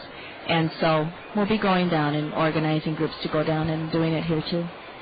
If someone has the skills that you mentioned to help lead a crew to build a house, the 1-1 to Statia, in the dirt for a ball, how can they contact you, and what do they have to be tested or certified to lead a crew?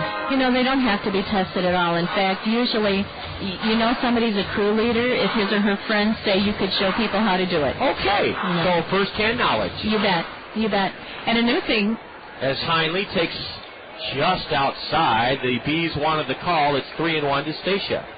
Since we talked last year, Habitat has opened a Restore in Hiawatha, which takes donated new and used building materials and sells to the public.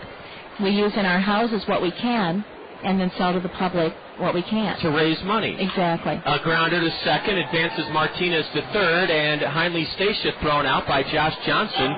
2 away here in the Kernel 5th inning. And let's see if Flint Whipke can drive home Brett Martinez from third with the tying run here in the bottom of the 5th inning. It sounds to me like, Tommy, you have to be like all good businesses and nonprofits and churches, and no matter what business or nonprofit or organization we represent, we have to be very judicious and creative on how we go about accomplishing what we need to accomplish. Absolutely. Yeah, absolutely. A curve to Whipke is a strike called.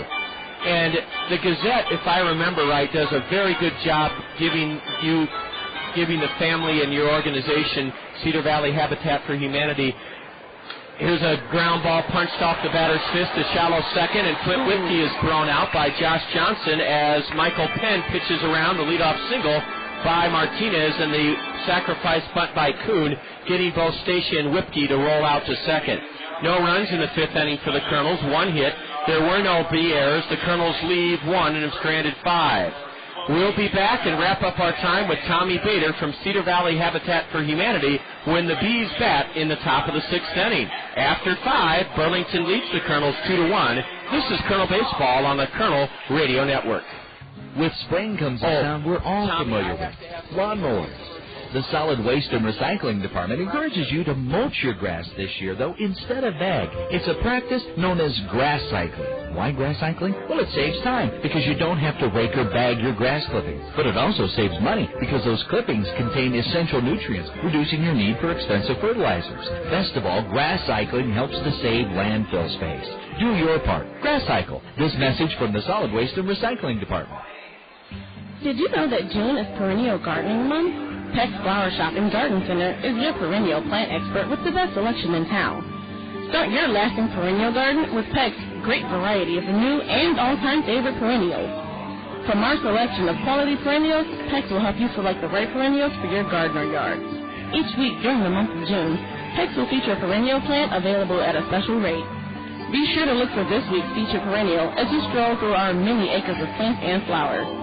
Stop by to visit the plant people at Peck's as you start your perennial garden or add to your existing garden. Peck's, celebrating 50 years of growing since 1956. Peck's Flower Shop and Garden Center, nursery and landscaping at the corner of Blairsbury and Edgewood Road, Northeast.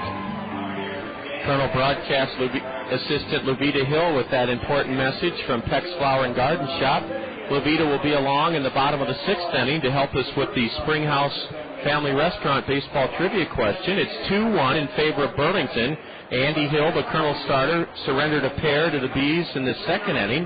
The Colonels countered with our only run of the evening on a sacrifice fly in the fourth inning by Larry Infante that chased home Jordan Renz.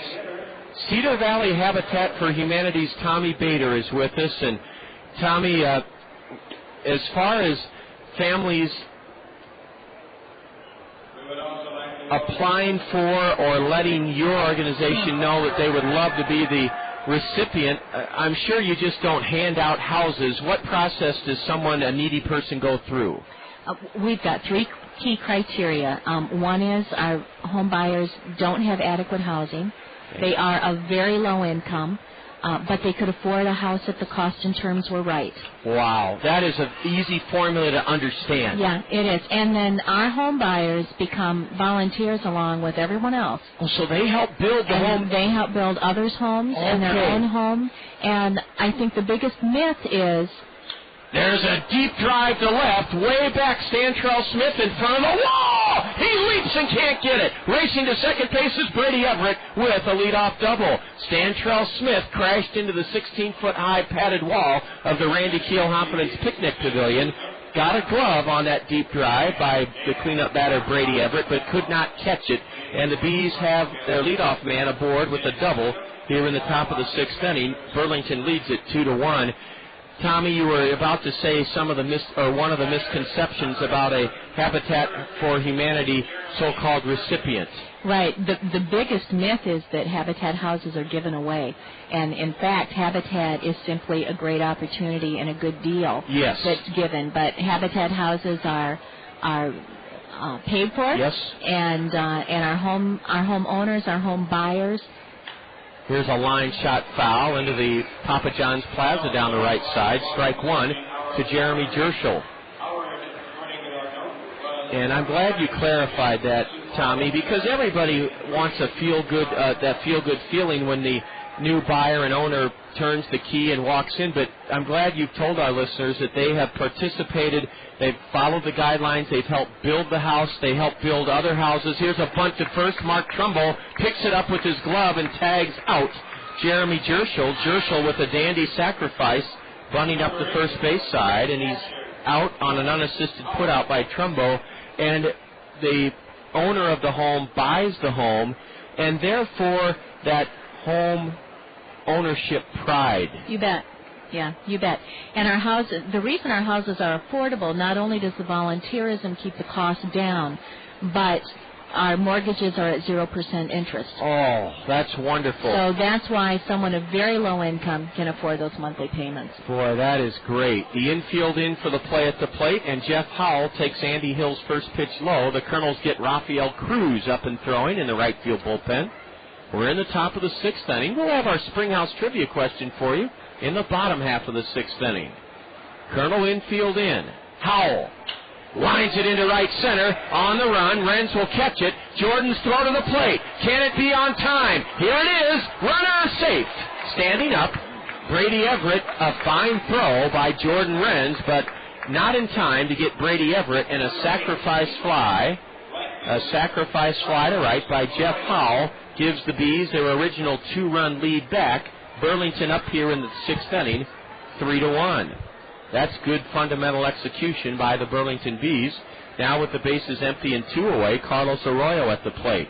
Tommy Bader, our time is dwindling, and I know you want to keep your finger on the pulse of the fundraising and the auction or raffle going on down below. You've been a great ambassador for your organization. Are there any other aspects of Habitat for Humanity here in the Cedar Valley that you'd like to touch on? Well, I think just remember that every time somebody builds a house, we need 6 or 7 people doing other things. Being on committees, helping organize, helping plan. The house really comes last, even though that's the only thing that people see. So we need people in the background. We need applicants for our houses. And we certainly need donors and buyers, customers at our Habitat for Humanity Restore. That's in Hiawatha. In Hiawatha. And you can find us on our website at cvhabitat.org. And you also can call us at 366-4485 in Cedar Rapids. Boy, Tommy, you must also, in your work with Habitat, do some marketing and public relations, because you gave us almost everything we need to know. That's good to know. Well, thank you. We'll keep it right here. The 3-2 pitch to Arroyo is a Baltimore chopper to short. Highly Stacia gloves near the bag at second and throws out Carlos Arroyo to end the Bees' 6th inning. 1 run for the Bees on 1 hit. There were no Kernel errors and nobody left for Burlington. Tommy Bader, thank you so much for being with us. We'll make this an annual event with Jack Rader and you working alongside. Continued success. And thank you so much. Well, thank you so much. We really appreciate all the hard work that goes in, as you said, before a house has even started to be constructed. And just, again, we appreciate so much the partnership with the Cedar Rapids Area Association of Realtors, because it's the realtors that along with Jack, bring us tonight at the ballpark and also get all the raffle prizes that are being given away tonight. Well, thank you, Tommy, so much. Tommy Bader from Cedar Valley Habitat for Humanity. We go to the bottom of the 6th inning. Springhouse trivia question on the horizon. After 5.5, Burlington 3, Kernels 1. You're enjoying Kernel Baseball on the Kernel Radio Network. Sylvia, you know that cruise you've always wanted? Yeah. Well, there it is. That would be our house, Bob. Are you feeling all right, dear? Well, this is so cool. Guarantee Bank will let us use the equity in our home to do just about anything we want. College tuition, a room addition, a cruise, and best of all, the interest may be tax deductible. Now do you see it? Ah, the sun, the waves, the tropical breezes. Ooh, now I see it. It's a convertible. The sun on my face, the wind in my hair. See your guaranteed banker in Cedar Rapids, Marion, or Hiawatha, and use the equity in your home to do whatever you want, even if it's just to get out of the house. The feel of the road, the roar of the engine. The roar of the... Hey, it's my kind of life. Keep your hands off my Porsche, Bobby boy. Guarantee Bank. Your kind of life. Member FDIC, Equal Housing Lender. Consult your tax advisor for interest deductibility. Some restrictions apply. If you're looking to enhance your property's appearance, function, or value, make the experts at King's Material your most reliable teammate. Retaining walls? You bet. Custom patios? Bingo. Walkways and steps? King's Material says yes. King's Material has all the brick, concrete, and stone elements to make your landscaping, masonry, and architectural projects become a reality. To view the astonishing array of beautiful and innovative products King's Material can bring to your home, yard, or business, visit King's online at kingsmaterial.com. 3-1 in favor of the Bees as the Kernels send Jordan Renz to the plate to lead off against Michael Penn, and Jordan chops it on 2 hops to shortstop Chris McConnell on to first. 1 pitch, 1 out here in the Kernel 6th inning. Burlington ahead 3-1. This Bee pitching staff is very, very good. So, too, the Kernel pitching staff, and that's why we've had fast games, the first 2 in this series. If you've been a winner, one of the previous 24 in our Springhouse Trivia question, and have already earned a $5 gift certificate to the Springhouse, congratulations. Please play along wherever you're tuned in tonight, but please don't call in. Dallas Morris takes a change-up inside for a ball. Dallas singled and helped the Kernels score their only run of the game in the 4th inning. Now a fastball low for ball 2. And Luvita Hill, what's up at the Springhouse? I hear the Springhouse has this delicious French dip beef sandwich available for only $5.25. This sliced roast beef is simmered in its own juice and served with a French roll. Oh, they serve everything with bread. Sounds heavenly at the Springhouse. One of the signature dishes, the roast beef. 3-0 to Dallas Morris. Not only does the sandwich come with a French roll, but it comes with all juice, a dill picker, and fries. That's a complete meal. It sure is. And the Springhouse is renowned for being a great value here in Cedar Rapids on Center Point Road. Dallas Morris lifts one into the right field corner, giving chase Carlos Arroyo. He runs out of room, and it's a full count now to Dallas.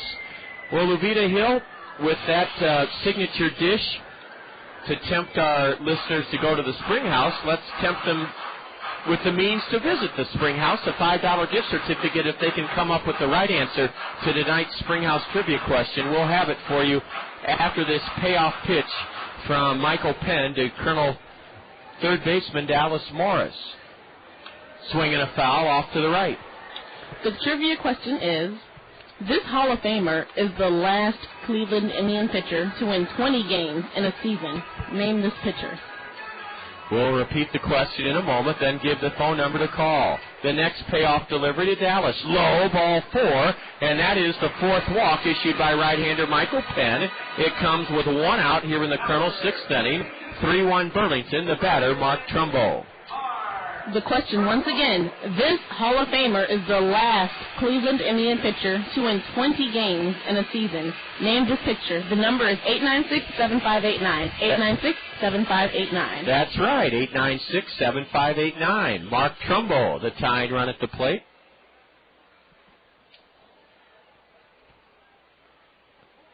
Swings at a curveball and loops it foul toward the Colonel first base dugout, strike one. Mark Trumbo hit a little humpback spinning liner in the air on a curveball from Michael Penn, strike one. Trumbo is grounded out to second and walked. Big crowd on hand here on Alliant Energy Fireworks Night, and the Kernels are down in the bottom of the sixth inning by a pair, 3-1.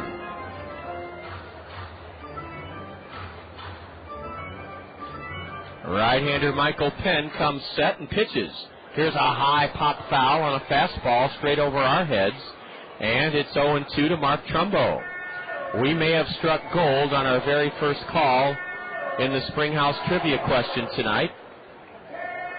Yes, we have. We'll have Luvita Hill step back into the action here, and we'll repeat the question, congratulate the winner, and share the answer he gave after this 0-2 pitch to Mark Trumbo. Swing and a miss, strike three, a changeup, 2 gone here in the Colonel's sixth inning. The question was, name the Hall of Famer that was the last Cleveland Indian pitcher to win 20 games in a season. The answer was Gaylord Perry, and congratulations to Bob Burns from Fairfax, Iowa. He was our first caller, and he got it right. Bob Burns, congratulations. Fairfax is just a stone's throw from Cedar Rapids, and Bob, you'll be receiving a $5 gift certificate in the mail from us here at the ballpark to the Springhouse. Larry Infante hits a towering fly ball to shallow right. Carlos Arroyo coming in and makes the play to end the inning. In the Colonel's sixth inning, no runs, no hits, a walk. There were no B errors. The Colonels strand a runner and have left 6. We'll repeat that Springhouse trivia question and give you the answer again when the Bees bat in the top of the 7th inning. Right now, though, Bob Burns of Fairfax, congratulations. You're our Springhouse trivia question winner. After 6 here at the ballpark, the Bees on top of the Kernels, 3-1. This is Colonel Baseball on the Colonel Radio Network. Jumpstart your future with learning from Kirkwood Community College. No matter what your age or previous work experience, you have new opportunities as close as your phone. 398-5517. Kirkwood has hundreds of choices for career and technical programs. Kirkwood has financial aid and support options to help you succeed, and Kirkwood has locally based centers to help you balance work, family, and learning. Kirkwood is ready when you're ready. Call Kirkwood Admissions today, 398-5517. Kirkwood. Start here, go anywhere. Convenience and trust, 2 things all of us want. At Tri-State Travel, we offer both. It's convenient for you to make one call or one visit to our office for all your travel needs. A one-day tour, a cruise, a trip to Branson, to charter a motor coach. For 66 years, Tri-State Travel has been a name you can trust to provide quality products. Come see why you can trust us to provide the convenience you expect. Tri-State Travel now at our new location on 7th Street Southwest. When it comes to auto insurance, Westside Agency in Palo, your professional Pekin insurance agency, will make certain you're properly insured with the right coverages and deductibles. Westside Agency will tell you about the money-saving discounts from Pekin Insurance. Multi-car discount, good student discount, loss-free discount, 45-plus auto discount, auto home discount, low mileage discount. To see if you qualify for any of these auto discounts that will lower your premiums, visit Westside Agency in Palo. We have a U.S. Cellular call to the Colonel bullpen as Andy Hill, the Colonel right-hander, is lifted. And this call to the Colonel bullpen brought to you by U.S. Cellular as we go to the 7th inning, 3-1 Burlington. Get your wireless relief with Call Me Minutes only from U.S. Cellular. Andy Hill pitched well in his second Colonel start. He went 6 innings, gave the visitors 3 runs on 6 hits, struck out 2, and Andy Hill walked none. He hit a batter. Rafael Cruz, a right-hander, takes over on the mound for the Colonels. And again, Bob Burns of Fairfax. Congratulations, Bob. Yes, Gaylord Perry, 31 seasons ago, the last Indian pitcher to win 20 games. Gaylord was 21-13 in 1974. Some other notable big winners for Cleveland, but not 20-game winners. Burt Blyleven in 84 for the Tribe was 19-7, strike 1 to the batter, and now the right-handed hitting Jose Duarte fouls one toward the B dugout, strike 2. Blyleven was 19-7 in Cleveland in 84. Greg Swindell, a veteran lefty, was 18-14 in 1988 for Cleveland. Charles Nagy was 17-5 in 1996. Angel Bartolo Colon was 18-5 in 1999, and C.C. Sabathia was 17-5 in 2001. A ground ball base hit into left greets Rafael Cruz, and the base hit by Jose Duarte, his 5th of the series. Duarte, a .277 hitter, is 2 for 3 tonight. A ground ball base hit into left by Jose Duarte. And then a lefty, Lee. Lee was 18-5 for the Tribe last year. Gaylord Perry, the last Indian to win 20 games, he did it in 1974. Bob Burns knew that, and congratulations, Bob. You're our Springhouse Trivia Question winner. The batter for the Bees is Antonio Sabatini. He's bunting, and the bunt is foul behind home plate. Well, Levita, we're going to put you back into the frying pan here a little bit tonight. I know this is only the second time that you've had to announce a Colonel pitcher, but we'll try to highlight the relevant columns for you, Levita, and see if you can do the best you can, starting with Rafael Cruz. Rafael, here's a bunt foul. His record. Rafael Cruz. He has 0 wins and 0 losses with a 2.45 ERA. This is his 8th appearance. He has 0 saves. And he's pitched 11 innings. 11 innings. And he struck out 3 people. 3, walked 1, and he's allowed 14 hits in 11 innings. I didn't highlight all those. And Levita, again, I'm just thrusting you in because we don't have time. You know, before the game we're preparing, and haven't had time to really formally school you on introducing relief pitchers, but the only way to learn is the great way as you have. You've been willing to tackle it, and thank you very much. No problem. And it'll come very easily after a few more repetitions. You did great. It's just learning what the listener wants to know about the relief pitcher, and you gave them what they wanted to know.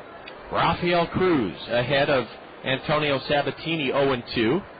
Rafael's a right-hander. His pitch is lifted into shallow center. Brad Kuhn only has to come in a few steps to put it away. Holding it first, Jose Duarte. 1 away here in the top of the 7th inning. Lindale Dental Care, as always, will sponsor the singing of Take Me Out to the Ball Game during the 7th inning stretch. And this big crowd, I would say we have 3,800 to 4,000 here tonight will love the singing of Take Me Out to the Ball Game. 3-1 Burlington. We're in the top of the 7th inning. Last night's game only took 2 hours and 2 minutes. Tonight's game is being played at a similar quick, fast, brisk pace.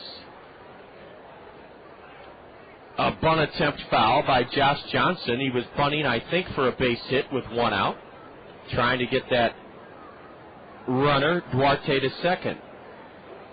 Rafael Cruz last pitched Monday afternoon, the Memorial Day 2-1 Kernel win in Clinton. He allowed no runs in an inning and 2/3, struck out 1, gave up a hit, and walked none. Rafael Cruz on the hill in relief of starter Andy Hill here in the top of the 7th inning.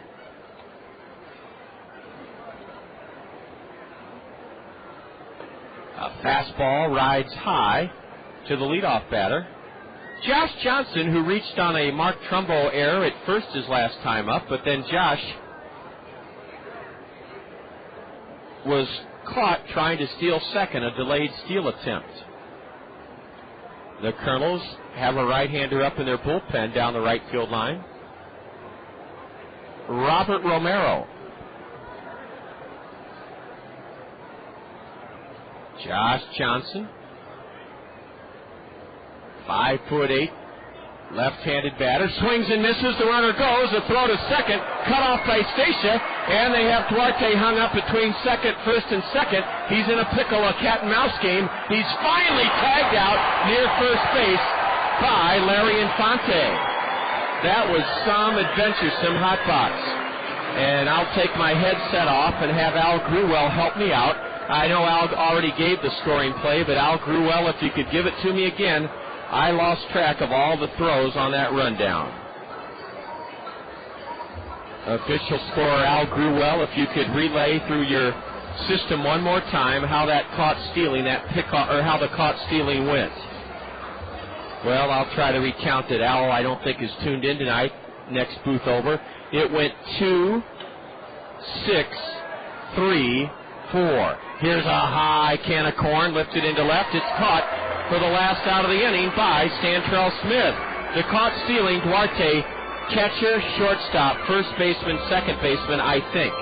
In the 7th, no runs for the Bees, 1 hit, no Kernel errors, and Burlington leaves, nobody aboard. Let's keep it right here as Lindale Dental Care brings us the 7th inning stretch and Take Me Out to the Ball Game.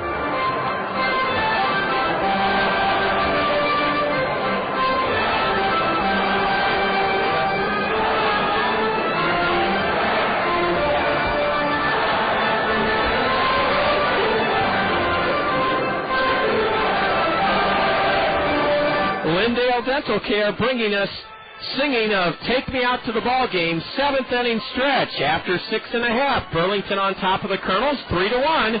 You're listening to Kernel Baseball on the Kernel Radio Network. Service second to none, South Slope Cooperative. We're here for your communication needs. Internet service, telephone, and TV. As a cooperative telephone company, our members are owners who make a good team. Service second to none, South Slope Cooperative Communication. Get ready for summer and beat high gas prices with a pre-owned vehicle from Randy Keel Honda. Their inventory is jam-packed with fuel-efficient vehicles designed to save you money. Get an economical sedan for your daily commute, or indulge your sporty side with a high-performance coupe. Randy Keel Honda carries a large selection of Honda certified pre-owned vehicles, backed by a 12-month, 12,000-mile comprehensive warranty and 7-year, 100,000-mile powertrain warranty. Need to haul the entire family? For a limited time, you can get special financing on Honda certified pre-owned Odysseys. Whatever your driving needs, Randy Keel Honda has the vehicle for you. Visit Randy Keel Honda on Centerpoint Road Northeast or online at randykeel.com. Randy Keel Honda, where they treat you right. 3-1 Bees, and Stantrell Smith steps into the first pitch of Michael Penn to open up the home half of the 7th and hits a scalding line drive right at Antonio Sabatini, the left fielder. Oh, the Kernels have hit some balls hard tonight off right-hander Michael Penn, but have only one run. Here's a swing and a foul straight back by Brett Martinez. 4 hits for the Kernels. We're in the bottom of the 7th inning. The Bees scored 2 in the 2nd. Kernels have scored our only run of the night in the 4th inning.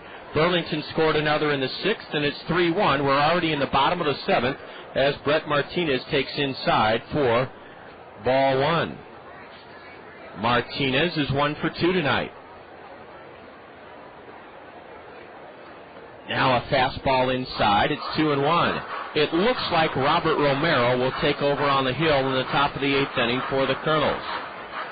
We're just about set to give you our second look at the State Farm Major League scoreboard. This game has gone so fast that it's tough to even think about the State Farm Major League scoreboard because this action is so fast and furious. Brett Martinez, even on the count now, 2-2, as Brett spanks one foul outside third. 2-2 to the Colonel number 9 hitter and catcher, batting .204, no homers, 14 RBIs. Brett Martinez.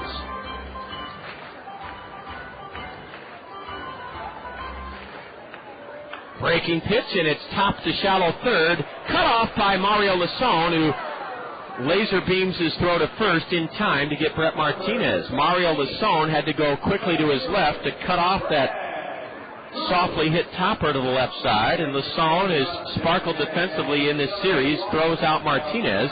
2 away here in the Colonel 7th inning. Brad Kuhn has been a bright spot in the Colonel batting order tonight.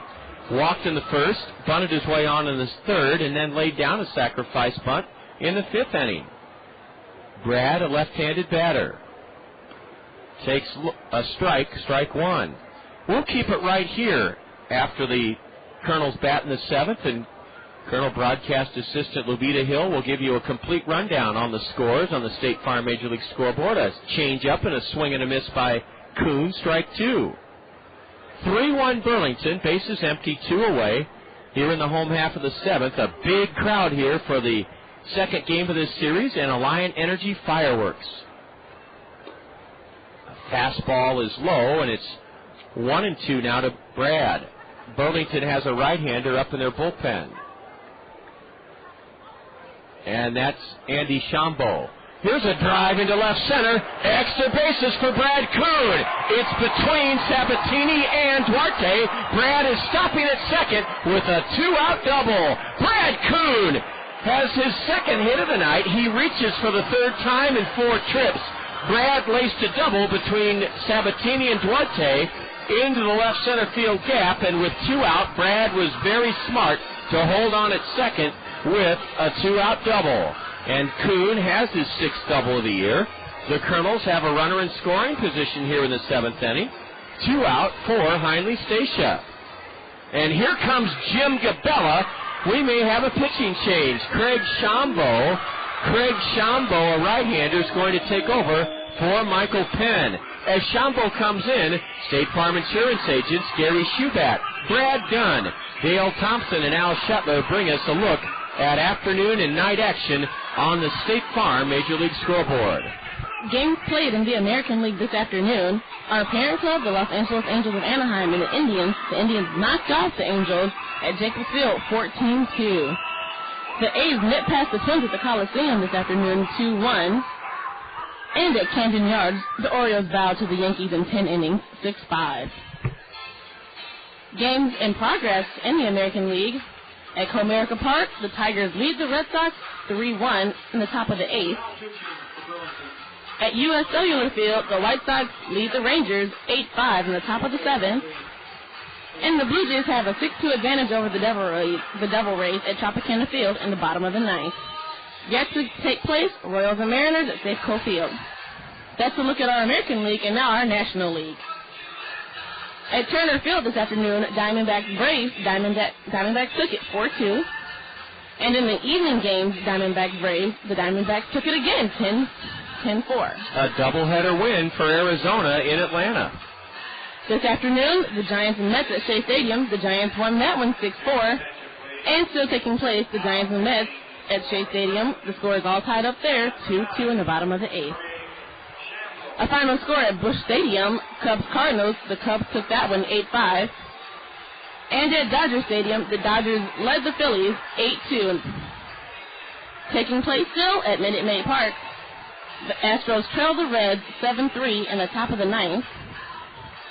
The Pirates are edging past the Padres at PNC Park 5-3 in the top of the 3rd. The Brewers are nipping past the Nationals at Miller Park 3-2 in the bottom of the 8th. And the Marlins are taming the Rockies at Coors Field 6-0 in the top of the 6th. That's a look at our National League. Luvita, thank you very much. I just want to go back to that Philadelphia game. That's the only one I wasn't quite sure on, the Phillies. What's that? Where's that game, and what's the score, and what inning? The Philadelphia game Yes. at Dodger Stadium? Yes. The Dodgers took that one, 8-2. It's a final. That is the final. All right. Luvita, thanks. That was just tremendous. Bringing us up to date, thanks to State Farm Insurance agents Brad Dunn, Gary Schubat, Al Shetler, and Dale Thompson. Craig Shambo, Schamboughh, a 24-year-old right-hander from the University of Louisiana Lafayette, the same school that produced our third baseman, Dallas Morris, will pitch to Heinley Stacia. Michael Penn's partial line, he went 6 2/3, has so far been charged with 1 run on only 5 hits. Penn struck out only 1, walked 4, and now Craig Shambo is taking a trip on the backside of the slope. Shambo's not a big guy, 6 feet even, 185, a right-hander on in relief with the Bees ahead here in the bottom of the 7th, 3-1. Let's see if Heinley Stacia can reach base. Strike 1 on the outside corner from Craig Shambo. Man, has he been good this year. 1-1 record, a 1.78 ERA. He's on for the 16th time for Burlington. He's recorded 4 saves. In 25 1/3 innings, he's only allowed 16 hits. Struck out 24 in 25 1/3, walked 8. And a changeup, a swing and a miss, strike 2. The league is hitting a meager 188 against right-hander Craig Shambo. He pitched in 14 games in relief for the Bees last year, was 2-2 with a 4.32 ERA. Stacia batting with 2 out, Kuhn at second, 3-1 Burlington here in the bottom of the 7th inning. The 0-2 to Heinley from Craig Shambo.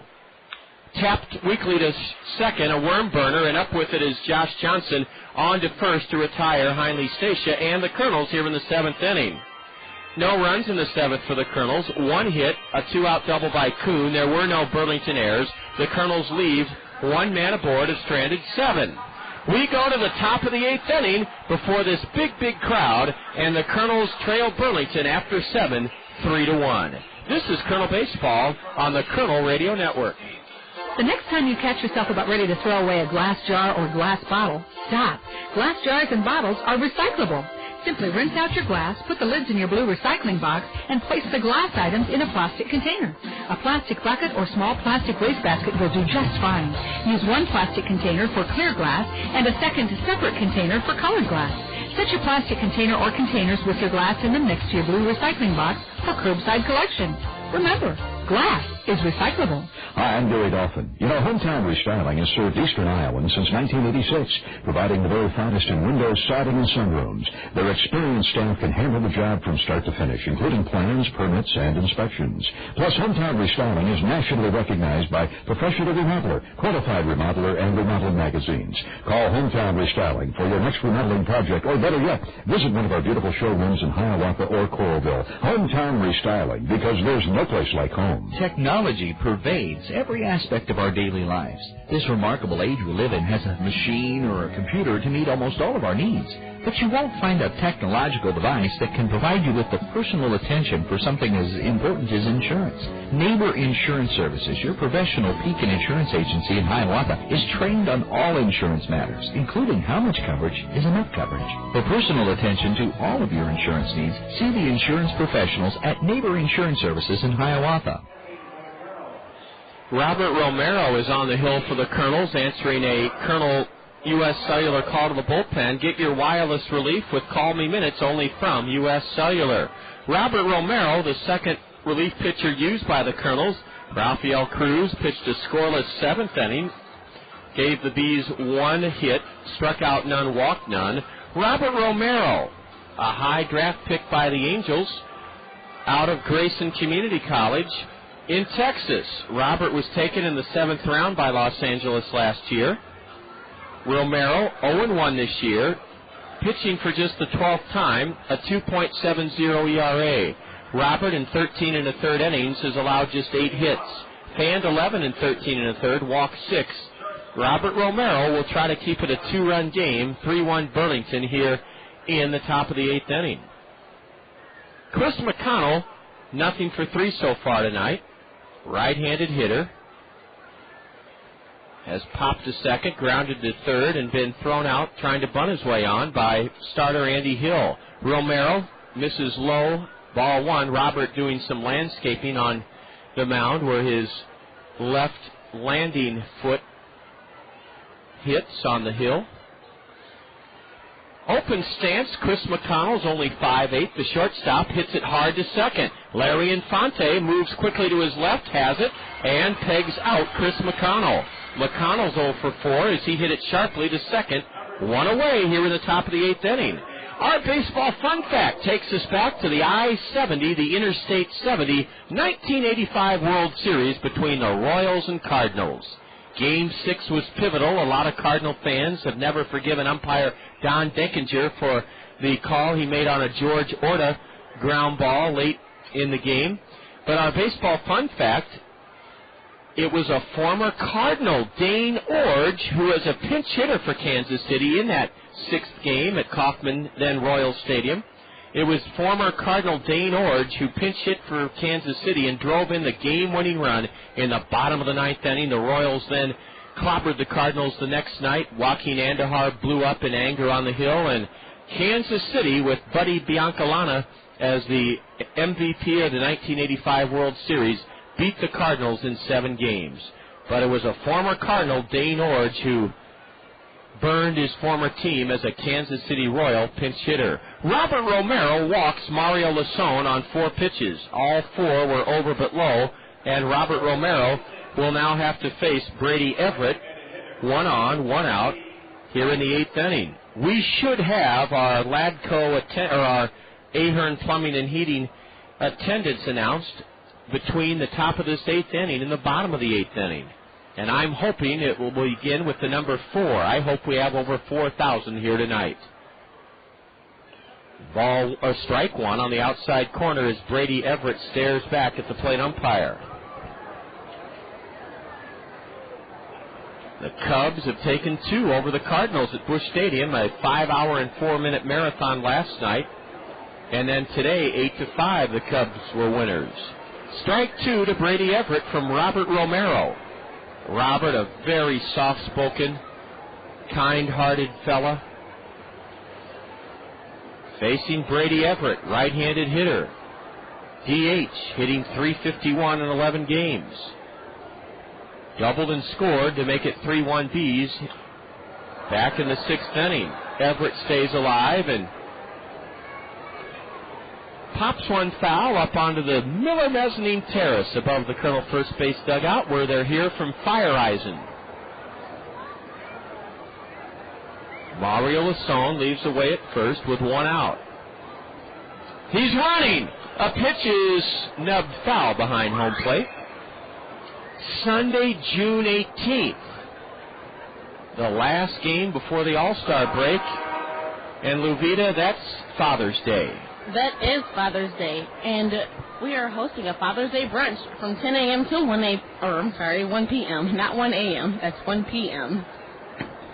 And the Family Fun Fest will be open at 11 o'clock. Yes, it will be. Let's see, there will be a traveling baseball festival outside the gates at 11 if you come here at that time. That includes more than 20 baseball-themed attractions. And that's been a big hit. The Principal Financial Family Fun Fest is Father's Day, Sunday, June 18th. And as Levita said, 10 o'clock in the morning till 1 o'clock in the afternoon, you can treat Dad to a sumptuous brunch here and then have him enjoy the principal family. There goes the runner. A swing and a miss. Martinez double pumps. Now, wait a minute. The runner's going to first. What's he... Oh, the plate umpire has signaled a strikeout of Brady Everett. Stealing second without a throw, Mario Lasone. I'm not sure why Brett Martinez didn't throw. Perhaps Lasone got such a big lead off first, Brett thought it unwise to throw to second. Robert Romero strikes out Brady Everett, and stealing second, his second stolen base of the night, his 15th in 17 attempts, Mario Lasone. Now Jeremy Jerskell out of UW Oshkosh is at the plate with 2 out and a runner in scoring position. Burlington leads it here in the 8th, 3-1. Ball 1 low to Jerskell. I haven't even looked ahead that far on our last 8 games of the first half. We'll see if we can find some other worthy attractions to tempt you to come on out here, to invite you to meet us at the stadium. A ball low to Jerskell, and it's 2-0. Top of the hour, and you're enjoying Kernel Baseball right here in the zone. ESPN Radio 1600, KCRG, Cedar Rapids.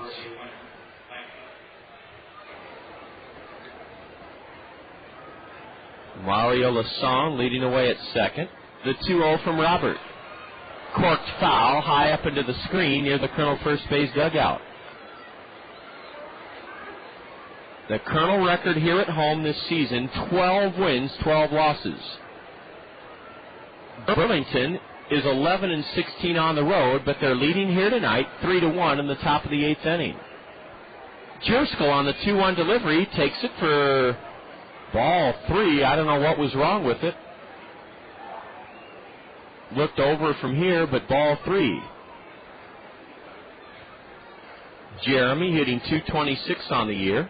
No home runs, 8 RBIs.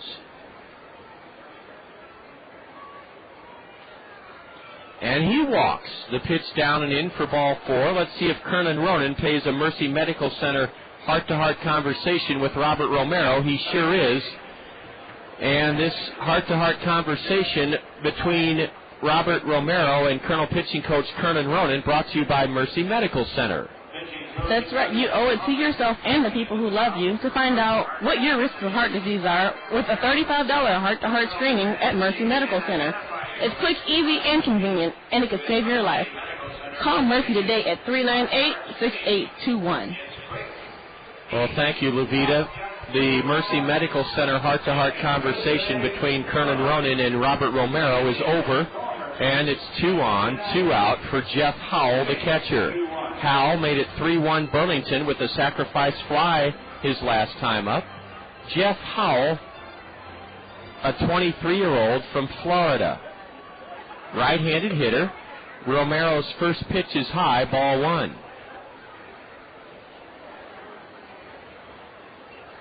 Kernel outfield playing shallow. The wind has died down some. It's not blowing in quite as hard from right center. And Jeff Howell checks his swing up in time and takes ball 2 upstairs from Robert Romero. Burlington trying to score here with 2 out and 2 on in the 8th, and a strike at the knees, a fastball from the Kernel right-hander.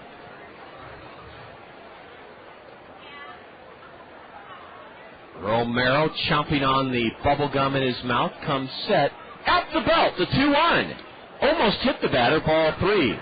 Robert Romero is in danger of having to hand it over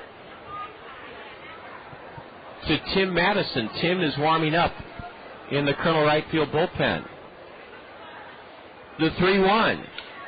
Lifted into right. We should be out of the inning. Jordan Renz shuffles to his left. Has it near the line. Jeff Howell on a 3-1 pitch. Hoists it into right for the final out of the B8th inning. No runs for Burlington in the 8th. No hits, 2 walks, a stolen base, no Kernel errors. The Bees strand 2, and they've left 6 aboard. After 7.5 on Anamosa night, Habitat Humanity night here at the ballpark, Burlington continues to lead the Kernels 3-1. You're tuned to Kernel Baseball on the Kernel Radio Network. Step out to the plate this summer and nominate your favorite Cedar Rapids Kernel for the Rockwell Collins Fans' Choice Award. Every time you catch a Kernels game, fill out a Fan's Choice ballot to recognize the efforts of your favorite ball players. Then drop the ballot in the designated box at the souvenir stand. During the season's final homestand, Rockwell Collins will present the Fan's Choice Trophy to the player with the most votes and make a donation to that player's favorite charity. Rockwell Collins and the Cedar Rapids Kernels, teammates working for a better community. Service second to none. South Slope Cooperative. We're here for your communication needs. Internet service, telephone, and TV. As a cooperative telephone company, our members are owners who make a good team. Service second to none. South Slope Cooperative Communication. You've worked hard, and you're finally your own boss. As a business owner, you may not want to hear the word liability, but it comes with the territory. Smart business owners protect their investments with a business owner's policy from Neighbor Insurance Services, your professional Pekin insurance agency in Hiawatha. Neighbor Insurance Services can show you how to secure the right amount of protection for your business at affordable rates. Your business is important. See Neighbor Insurance Services in Hiawatha for business owners insurance. No word on the attendance here tonight, but we'll have it shortly from Ahern Plumbing and Heating. Craig Shambo, he spells his first name Kraig, Shamboughh, came in and got Heinley Stacia to roll out to second to end the Kernel seventh inning. We go to the eighth, 3-1 Burlington, and it'll be the heart of the Kernel order, Whipkey, Renz, and Morris to face the 6-foot right-hander from the University of Louisiana Lafayette, the same school that produced Dallas Morris, who will face his former teammate, Craig Shambo, here in the eighth inning. Mr. Shucks is getting everybody excited on top of the Kernel first base dugout. First pitch to Flint. A strike called.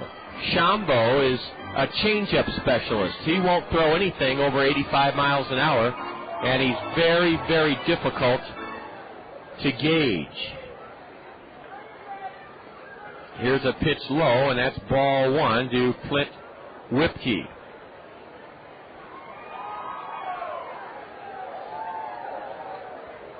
1-1 to the Kernel designated hitter. A breaking pitch misses inside. Ball two to Flint.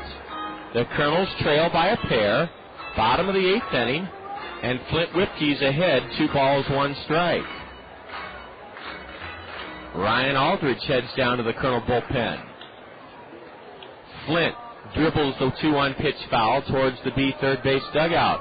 Jack Rader has started a great tradition in the summer with the Kernel baseball camps. In Luvita Hill, what date for the younger kids, 7 to 10? For the kids ages 7 to 10, they can come June 8th, 9th, and 10th. And the time of the camp? The time of the camp is 9:30 till 12:30 in the afternoon. The enrollment fee is very, very reasonable, and it includes a lot. The enrollment fee is just $100, and you'll receive a T-shirt, lunch each day, and 4 tickets to the Kernels game on the last day of camp. Here's a curve, and it's swatted to the left side. Backhanded by McConnell. He throws late, and safe is Flint Whipkey. An infield single for Flint, and that brings this big crowd alive. The Kernels have their 7th hit of the evening. 1, 2, 3, 4, 5. No, just our 6th hit of the game. But the tying run at the plate now, Jordan Renz. Flint Whipkey grounded it to the left to the diving Mario Lasone. Chris McConnell backhanded it, then threw in the dirt and late to Jeremy Jerschel at first base. Jordan Renz facing for the first time Craig Shambo. A fastball at 85 miles an hour is low, ball one. And Luvita, if parents would like to sign up their youngster, girl or boy, for the camp on June 8th, 9th, or 10th for the youngsters 7 to 10, how do they do it? If you would like to sign up for that one, you would call Seth Dorn at 363-3887. A high pop foul off to the right, strike one to Renz. Yes, Seth Dorn will sign your youngster up for the annual summer Kernel baseball camp, and then for the older kids. If your child is 11 to 14, their camp is June 14th through 16th. So that's the 14th, 15th, and 16th. And go ahead, Luvita. And that is still $100 for a T-shirt, lunch each day, and 4 tickets to the Kernels game on the last day of camp. Jordan Renz pops the next pitch foul behind home plate. Strike 2. Tying run at the plate. Bottom of the 8th inning. Nobody out. 3-1 Burlington. Renz doesn't have to try to hit the ball out of the yard. In fact, in the hole 1 and 2, Jordan will try to put the ball in play. This big crowd is trying to urge the Kernels into some offensive production. 3-1 Burlington, bottom of the 8th inning. Jordan tonight, 0-for-2, walked and scored the only Kernel run of the game in the 4th inning to cut the B lead to 2-1. It's now 3-1 Burlington. Jordan stays alive and chops the 1-2 pitch foul past third. A new batch of baseballs from the Kernel dugout to the plate umpire.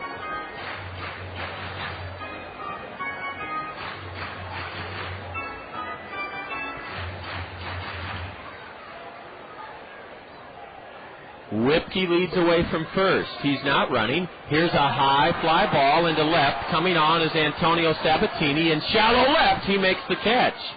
And back to first, Clint Whipke. Jordan Renz hoisted it into shallow left where Sabatini came racing in to glove it. 1 on, 1 out. And here's an intriguing matchup between a pair of former collegiate teammates, Craig Shambaugh and Dallas Morris. Both out of Louisiana Lafayette. And the catcher, Jeff Howell, taking a long time to talk over the strategy the Bees want to use against Dallas Morris. The temperature was 81 degrees when the game started. It's now a very comfortable 77. Kernels started play tonight, having won 5 of our last 6. In 5th place in the 8-team Western Division standings with a 26-29 record, a game and a half back of 3rd place Burlington. Holding Clint Whipke at first is B first baseman Jeremy Jerschel. From the stretch, Craig Shambaugh to Dallas Morris. A bouncer to third, Lassone cuts it off, throws to second, safe, throw to first, safe! Safe. Everybody's safe as Lassone's throw pulled 5'8" Josh Johnson off the bag. And a good call by the base umpire. That could have been an ending double play. Instead, Dallas Morris with a...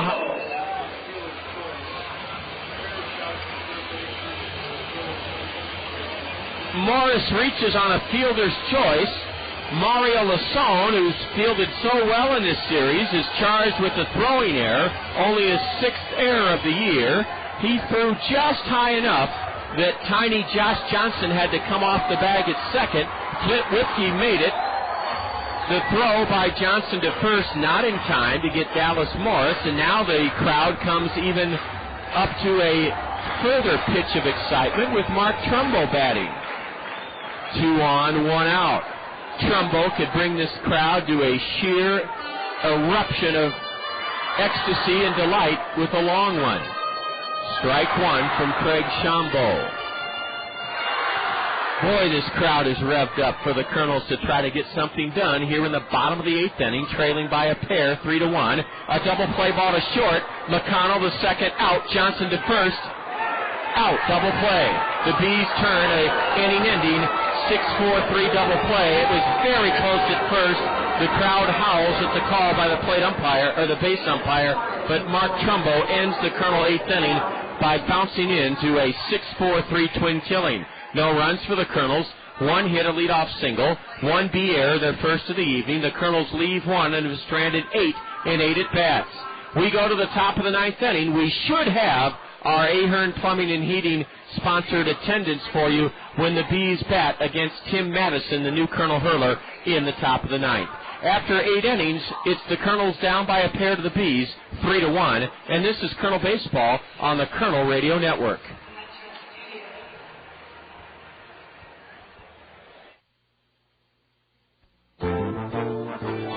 Cedar Rapids' oldest wholesale greenhouse is also Cedar Rapids' full-service landscaping and lawn care center. Cedar Rapids Greenhouses has been serving eastern Iowans for 50 years at the corner of Johnson Avenue and Edgewood Road, behind Guppy's on the Go. Cedar Rapids Greenhouses has a full line of trees and shrubs like magnolias, maples, and lilacs. And for a limited time, buy any potted tree and Cedar Rapids Greenhouses will deliver and plant it free. If you're searching for the right beautification project, let the trained landscape designers at Cedar Rapids Greenhouses help you create a unique plan for your home. From retaining walls to ponds, waterfalls, and fountains, they'll work within your budget and taste, and they do free estimates. Lawn care featuring mowing, fertilization, seeding, sodding, aeration, dethatching, maintenance, and cleanup are all done with care and precision. For the highest quality and low prices, see the difference at Cedar Rapids Greenhouses, Eastern Iowa's full-service landscapers at the corner of Johnson Avenue and Edgewood Road. Hi, I'm Phil Andrews, your local Pekin insurance agent at Andrews Insurance in Cedar Rapids. I'd like to introduce you to an easy-to-understand, affordable life insurance plan with great benefits. It's simplified issue whole life from Pekin Insurance. The plan requires no medical exam, has guaranteed rates for life, and a guaranteed cash value. Life insurance made simple and affordable from Pekin Insurance. To learn more, contact me, Phil Andrews, at Andrews Insurance. Top of the ninth inning, Tim Madison's last outing was a stellar one. He was the victor in the Kernel 13-inning win Tuesday night in Clinton. Tim went 3 innings. Allowed no runs, 1 hit, struck out 3, walked none. Tim Madison is the third of a trio of relief pitchers following Andy Hill, the starter, to the mound. Madison on in the ninth inning, and the Kernels have to keep the Bees right where they are. Burlington leading 3-1. Tim Madison is 2-3 this year with a couple of saves, a 4.88 ERA, a bunt push foul outside third by Carlos Arroyo, strike 1. Tim Madison has pitched 24 innings, surrendered 30 hits, struck out 17 in 24 innings, walked only 4, and Tim is on for the 17th time out of the Kernel bullpen. Luvita Hill, the wait was worth it in terms of the attendance. I think we had our highest attendance yet. A chopper to first on 1 hop. Arroyo is retired unassisted by Mark Trumbo. 1 away here in the B ninth inning. Our highest attendance so far, 4,137 people coming to the ballpark tonight. Meeting us at the stadium for fun and Alliant Energy fireworks. 4,137. And now with 1 away, Jose Duarte at the plate. Duarte lifts it into center. Brad Kuhn moves a few steps to his left, waits, makes the catch. 2 gone quickly here in the B ninth inning. The Burlington Bees trying to even this series at a game apiece, lead the Kernels 3-1 here in the top of the ninth inning. The Kernels have been limited to just 6 hits tonight against a very fine B starting pitcher, Michael Penn. Reliever Craig Shambaugh hasn't given an inch as well. Strike 1 on the outside corner from right-hander Tim Madison, signed by the Angels out of the University of South Florida in Tampa as a free agent. Tim was 1-2 in 20 relief appearances for Orem last year. Madison wings in a fastball just low, and it's 1-1. The Bees scored 2 in the second inning and lead it 3-1 here in the ninth. A pitch fouled off the catcher's mask of Brett Martinez, and the plate umpire will walk the ball halfway to the mound to give Brett some time to recover.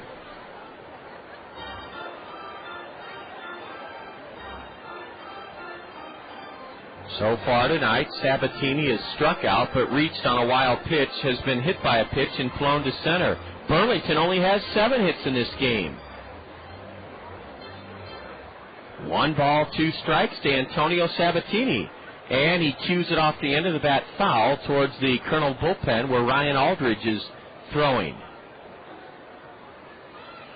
Or is that Chris Howell? Let me double check. That's Chris Howell. Chris Howell warming up for the Kernels. Swinging a foul straight back by Sabatini. Luvita with the reminder about the Kernel camps coming up. All the ruckus below, by the way, is because a fan made a good catch on a ricochet, and that fan has earned a lifetime honorary Kernel contract and a free spaghetti dinner to Zio Giano's. The Kernel baseball camps are coming up in just the next couple of weeks. Ball 2 misses low. You know what a great value that is, the $100 enrollment fee, because you've been working the last several summers as a camp counselor at the University of Iowa. Yes, the University of Iowa camps cost a lot more than this camp. You told me the wrestling camps cost $800. Here's a high pop foul into the first base seats, and it's still 2-2 to Sabatini. And I'm not. It's a great value at Iowa as well. We're not comparing to cast aspersions on the great instruction at the university. That's a great value. But on another aspect of the camps, Levita, the fact it's a day camp here at the ballpark, the kids can have the best of both worlds. They can learn baseball from the Kernel staff and coaches and players, but still go to bed in their own comfort of their own house. They won't get homesick. That's right. I think a big chunk of the cost from the Iowa camps is the fact that they stay in the dorm. Exactly. Swing and a miss by Sabatini. Go ahead, Levita. The day campers, the camp for the day campers, it doesn't cost as much because they don't have that dorm fee or that cafeteria fee. That's right. So that is a big chunk of it. And we'll talk a little bit more as we get closer to the camps about what makes the camp experience, the sport camp experience, so special. You've learned that firsthand the last several summers as a sport camp counselor at the University of Iowa. Down in order go the Bees in the top of the ninth inning. The stage is set for the bottom of the ninth. We're going to keep it right here as the Kernels will have the lower third of the order to face Craig Trumbo. Trumbo is going to try to save it for the starter, Michael Penn. Larry Infante, Santrell Smith, and Brett Martinez will bat here in the Kernel ninth inning. The Kernels are really limited in what they can do. Bobby Magallanes. We have a new left fielder. Ethan Santana takes over for Antonio Sabatini. Santana is in left field here in the bottom of the ninth inning for the Bees. Travis Schlichting is suffering from a sore knee, and we still don't know if he'll be put on the disabled list, nor do we know how Warner Madrigal will progress with his sore hand. Warner was hit by a pitch almost 2 weeks ago, almost a week and a half ago in Clinton, and he is sidelined. Well, here we go to the bottom of the ninth inning. Craig Trumbo trying to save his fifth game and make a winner out of Michael Penn and help the Bees even this series at a game apiece. The Kernels will send Infante, Smith, and Martinez, the lower third of the order, up against Craig Trumbo. 4,137 looking on. And they'll enjoy the Alliant Energy fireworks a lot more if the Kernels can rally to either tie it here in the bottom of the ninth or win it. Burlington leads by 2, 3-1. Mario Lasone, the rangy third baseman for the Bees, comes in as ball one is high from Craig Trumbo. The new left fielder is Ethan Santana.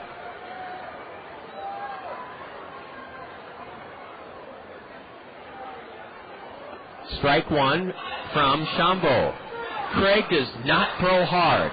He wears his royal blue socks up high. He's only 6 feet tall. But he's very, very deceptive, and that's the key to pitching, is to throw the batter off in his timing. Luvita, the Colonel Pep squad, is back at it with their rally hats. They look like they're having fun down there. They're wearing sombreros. Their leader, Josh Boots, is holding one up on a bat. Look out, here's a line shot foul out of play to the left. Strike two to Larry Infante. That's just the way it is with Craig Trumbo. He always seems to be ahead of the hitter. You know, John, listening to you announce the new player on the field, you said his name was Etienne? Yes.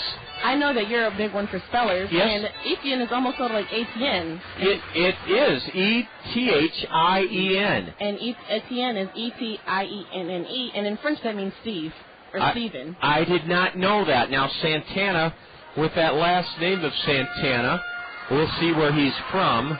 My guess is he's from the Dominican Republic. And it is a very unusual first name. Larry bounces it to first, right next to the bag for Jeremy Jerskell. Jeremy gloves it, takes 2 steps to his left, 1 away here in the Colonel 9th inning. Credit, though, Larry Infante for putting the ball in play. 1 away here in the 9th inning. The Colonels have been out-hit 7-6 and trail the Bees 3-1. Let's see. Ethan Santana is from Puerto Rico. Oh, wow. He's from Puerto Rico. He went to school in Texas at Laredo Community College. Santrell Smith takes a borderline pitch at the knees for a strike called. And Ethan Santana's in left field. Santrell, 0-for-3 tonight, lined out to left his last time up. And he shoots the next pitch foul off to the right. What did we say about Craig Shambo? He gets ahead of virtually every hitter. He's ahead of Santrell Smith, the right-handed hitting left fielder. .228 average in 19 games for the Colonels. No home runs for Santrell, 5 RBIs. Look out, a fastball upstairs and ball 1 to Santrell Smith. The plate umpire calls for more baseballs. Burlington scored a pair in the second off Colonel starter Andy Hill, and they have not trailed the entire evening. Let's see if Santrell Smith can solve this right-hander. No, a changeup and a swing and a miss, 2 away here in the Colonel 9th inning. The Bees are on the verge, on the threshold of evening this series at a game apiece. Shambo is trying to save it for the starter, Michael Penn. Brett Martinez has one of the Colonel's 6 hits. Breaking pitch, strike 1 called. Boy, you can see in the first 2 games of this series why Burlington has had a 500 year so far. Their pitching is outstanding. I didn't think there were too many clubs that could match the Colonels in that pitching excellence, but I have to tip my cap to the Bees, swinging a foul off the glove of the catcher, and now Brett Martinez is in the hole. No balls, 2 strikes. The crowd trying to get Brett aboard, yelling at the top of their lungs. Mr. Shucks is the instigator on top of the Bee third base dugout. Now time is called by the plate umpire. Mr. Shucks looks like he's having a lot of fun down there, too, with the crowd. I'll tell you what, Luvita, Mr. Shucks is the man at this stadium. He does so much to bring fun and memorable entertainment just by being energetic and by being animated. Look at the kids coming up to him. One little girl wants to touch him, and she just can't quite reach him. Now she does. Mr. Shucks is larger than life to that little girl, Luvita, larger than life. Oh, my goodness. She's just mesmerized by him. She wants to reach up and hug him. I think they want to run with Mr. Shucks. And now Mr. Shucks is patting the little girl on the head. She'll never forget that. Yes, they do. The 2-2 to Brett, inside ball 3. Man, that little girl just had the thrill of her summer getting to come up to the Bee dugout and have Mr. Shucks pat her on the head. Payoff pitch to Brett Martinez from Shambo. Line foul. That one almost picked off the Colonel 9-year big league veteran, first base coach, hitting coach, Eric Owens. He's at it again. Mr. Shucks has a black lacquer bat in his right hand and a placard. I can't see what it says, Luvita. It says noise. Well, that's a pretty general order. Make noise. The payoff to Brett. Grounded to second. The Burlington Bees are going to win this one. Throwing out Brett Martinez is Josh Johnson, and Burlington whisks the Colonels aside in just 2 hours and 25 minutes. The Bees even this series at a game apiece. Brett Martinez rolls out to second, and the Colonels go down to defeat here tonight by the final score of 3-1. 3-1 Burlington, and we'll be back with the totals, highlights, and more next on the Colonel Curtain Call here on the Colonel Radio Network. Next up, a musical taste of Dr. Pepper. It's a new spin on an old vibe from me to you. A tasty sip of Dr. Pepper for your ears, and it starts like this. I'm a pepper, he's a pepper, she's a pepper, we're a pepper, wouldn't you like to be a pepper? Now that's cool, but pepper is a little better. So let's slide in a taste of this. I'm a pepper, a pepper, Right on. But there's still more to it. I mean, there's nothing like it, because every sip is a chicken mashup of 23 different flavors. So for the true taste of Dr. Pepper, we dial it up even more. I'm a pepper. You know it. With 23 flavors mixed into one bold taste, every sip is a cool mix of music to your mouth. Woo! Dr. Pepper, there's more to it.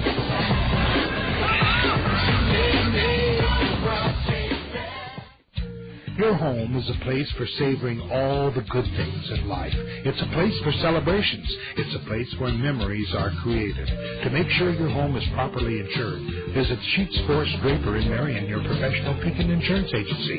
Sheets Forest Draper will give you all important details about homeowners insurance with complete coverages and surprisingly affordable rates.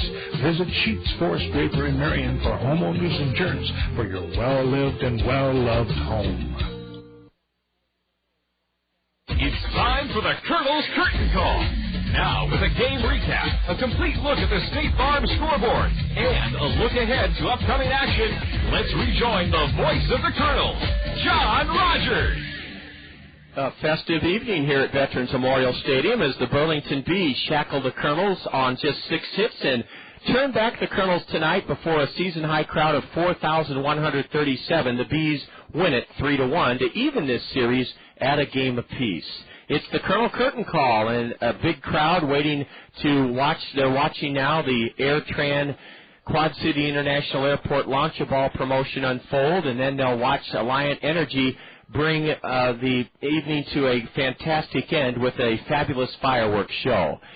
It was a battle between right-handers Andy Hill and Michael Penn for the Kernels and Bees, respectively, starting pitchers tonight. The Kernels had one of their best chances to score in the first inning when Brad Kuhn walked. Heinley Stacia dumped a single into left. The Kernels had runners at first and second, nobody out, but that's when Michael Penn got to work. He retired Flint Whipkey on a double play, got Jordan Renz to ground out the third. The Kernels came up empty in the first inning. The Bees, meanwhile, scored 2 runs and made them hold up in the second inning off Kernel starter Andy Hill. Andy gave up a leadoff single to Jeremy Jerskell, then Wild pitched Jerskell to second. After Jeff Howell flew out, Carlos Arroyo reached on a ground ball single deep to short. Heinley Stacia gloved it through low past Mark Trumbo, and that allowed Jeremy Jerskell to score from second, and that made it 1-0 in favor of the Bees. Meanwhile, after Carlos Arroyo reached on the throwing error, Jose Duarte doubled into left field, and that brought Carlos Arroyo home with the second run of the inning, and it was 2-0 Burlington after just 2 innings. The Kernels loaded the bases with only 1 out in the fourth inning and scored their only run of the game when Larry Infante delivered a sacrifice fly to left.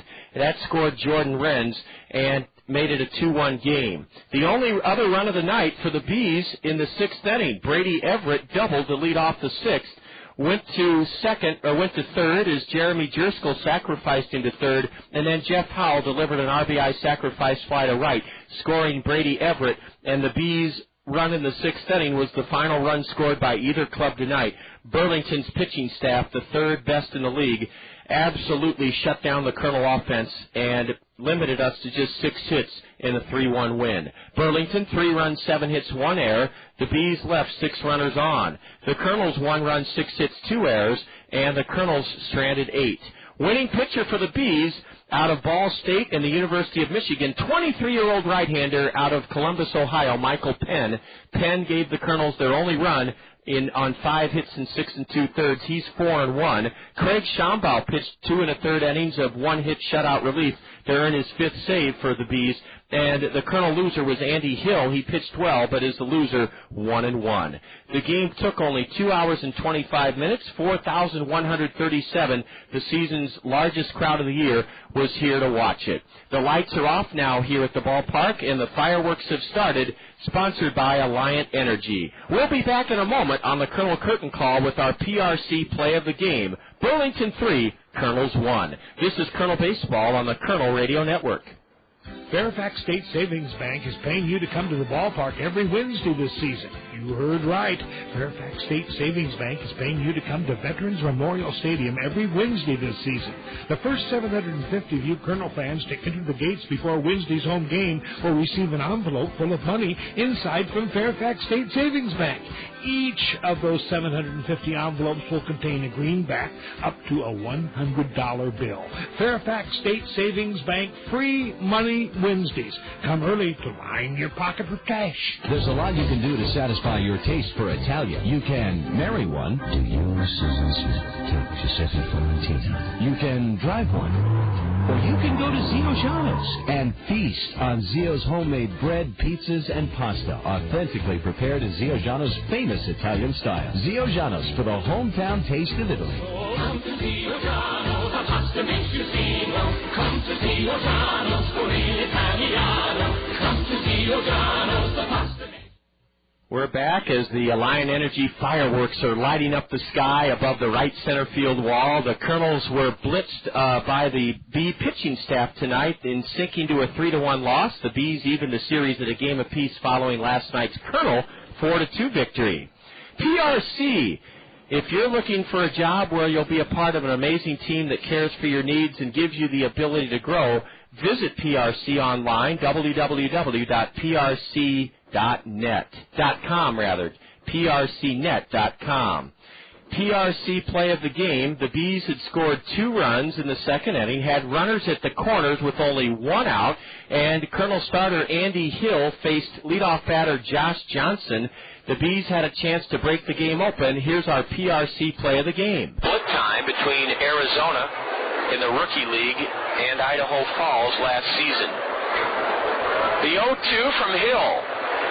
Curve, strike, 3 called! Andy Hill with a 3-pitch strikeout of one of the toughest men to strike out in the league, Josh Johnson. That was a huge strikeout. Andy Hill then got Chris McConnell to ground to third and end the Bees' second inning. Burlington scored a pair, but Andy Hill prevented a big inning, and that's why we chose his strikeout of Josh Johnson as our PRC play of the game. As we mentioned earlier, a job at PRC is a job you'll love. The former Access Direct here in Cedar Rapids provides a benefit package known as Life Essentials that is unequaled in the industry. Casual dress code, flexible schedule, medical, dental, vision, and pet insurance, and the Life Essentials benefit package at PRC includes a 401k retirement savings plan. That's our PRC play of the game. The Bees win it 3-1. The Alliant Energy fireworks show continues to dazzle this biggest crowd of the year, 4,137. Our final portion of the Colonel Curtain Call lies just ahead. Our complete look at the State Farm Major League scoreboard. This is Colonel Baseball on the Colonel Radio Network. The hottest feature in beautiful Veterans Memorial Stadium is the coolest place. It's the Whirling Waters Home Run Hot Tub. How can you and your friends relax and splash it up from the most coveted spot at the ballpark? Simply register at Center Point in Westdale Mall and listen. If you're selected as the winner, you'll enjoy the ultimate entertainment experience. AquaJet Stream Comfort atop the left field wall in the Whirling Waters Home Run Hot Tub. Brought to you by Westdale Mall and by Whirling Waters. Your chance to splash it up. We're back on the Colonel Curtain Call after the Bees even the series with a 3-1 win here tonight. The Alliant Energy fireworks show is continuing above the right field wall. The biggest crowd of the year, 4,137, saw the Bees sting the Kernels 3-1 here this evening. State Farm Insurance agents Gary Schubat, Al Shetler, Dale Thompson, and Brad Dunn now bring us a complete look at the State Farm Major League scoreboard, and with it, here's Colonel Broadcast Assistant Luvita Hill. In the American League this afternoon, the Indians knocked off our parent club, the Los Angeles Angels of Anaheim, at Jacobs Field with a final score of 14-2. At the Coliseum, the A's nit past the Twins 2-1. And the Orioles bowed to the Yankees at Camden Yards 6-5, and that game went into 10 innings. At Comerica Park, the Tigers lead the Red Sox 6-2, and at U.S. Cellular Field, the White Sox beat the Rangers 8-6. At Tropicana Field, the Blue Jays led the Devil Rays 6-2, and still taking place at Safeco Field, Royals and Mariners have it 3-1 in the bottom of the first. That's a look at our American League. Now let's take a look at the National League. At Turner Field this afternoon, the Diamondbacks beat the Braves 4-2. And once again, the Diamondbacks are currently knocking off the Braves 13-9 in the top of the ninth. So that's game 2 of a doubleheader. That is. Another doubleheader in the National League at Shea Stadium. The Giants edged past the Mets 6-4. And in the 11th inning, the game is tied 2-2 at Shea Stadium, Giants-Mets. At the new Busch Stadium, the Cubs toppled the Cardinals 8-5. And at Dodger Stadium, the Dodgers dumped on the Phillies 8-2. At Minute Maid Park, the Astros trailed the Reds 7-5. And at Miller Park, the Brewers edged past the Nationals 4-3. Currently taking place, the Marlins are taming the Rockies at Coors Field in the top of the ninth 8-0. And at PNC Park, the Pirates are taming the Padres 6-3. That concludes the look at our National League.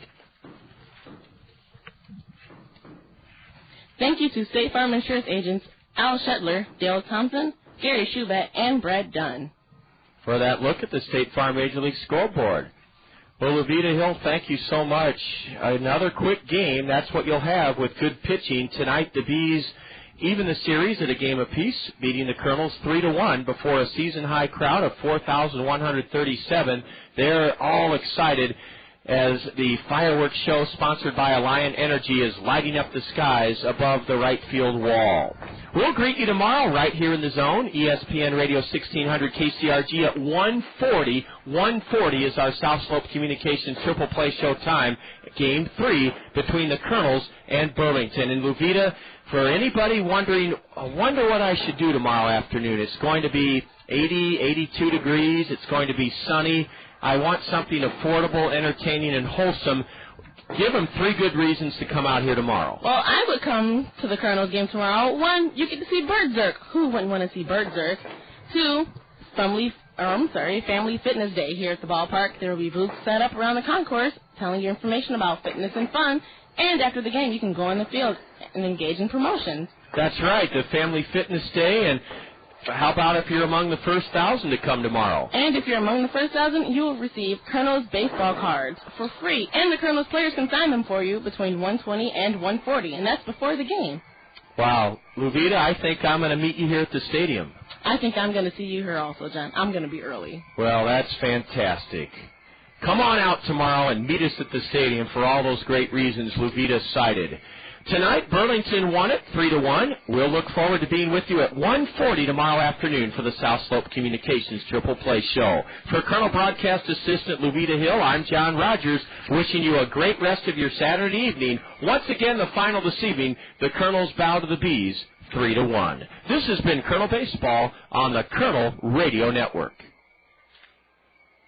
This has been a special sports presentation from The Zone, ESPN Radio, 1600 AM, Cedar Rapids. Now back to our regularly scheduled ESPN programming already in progress.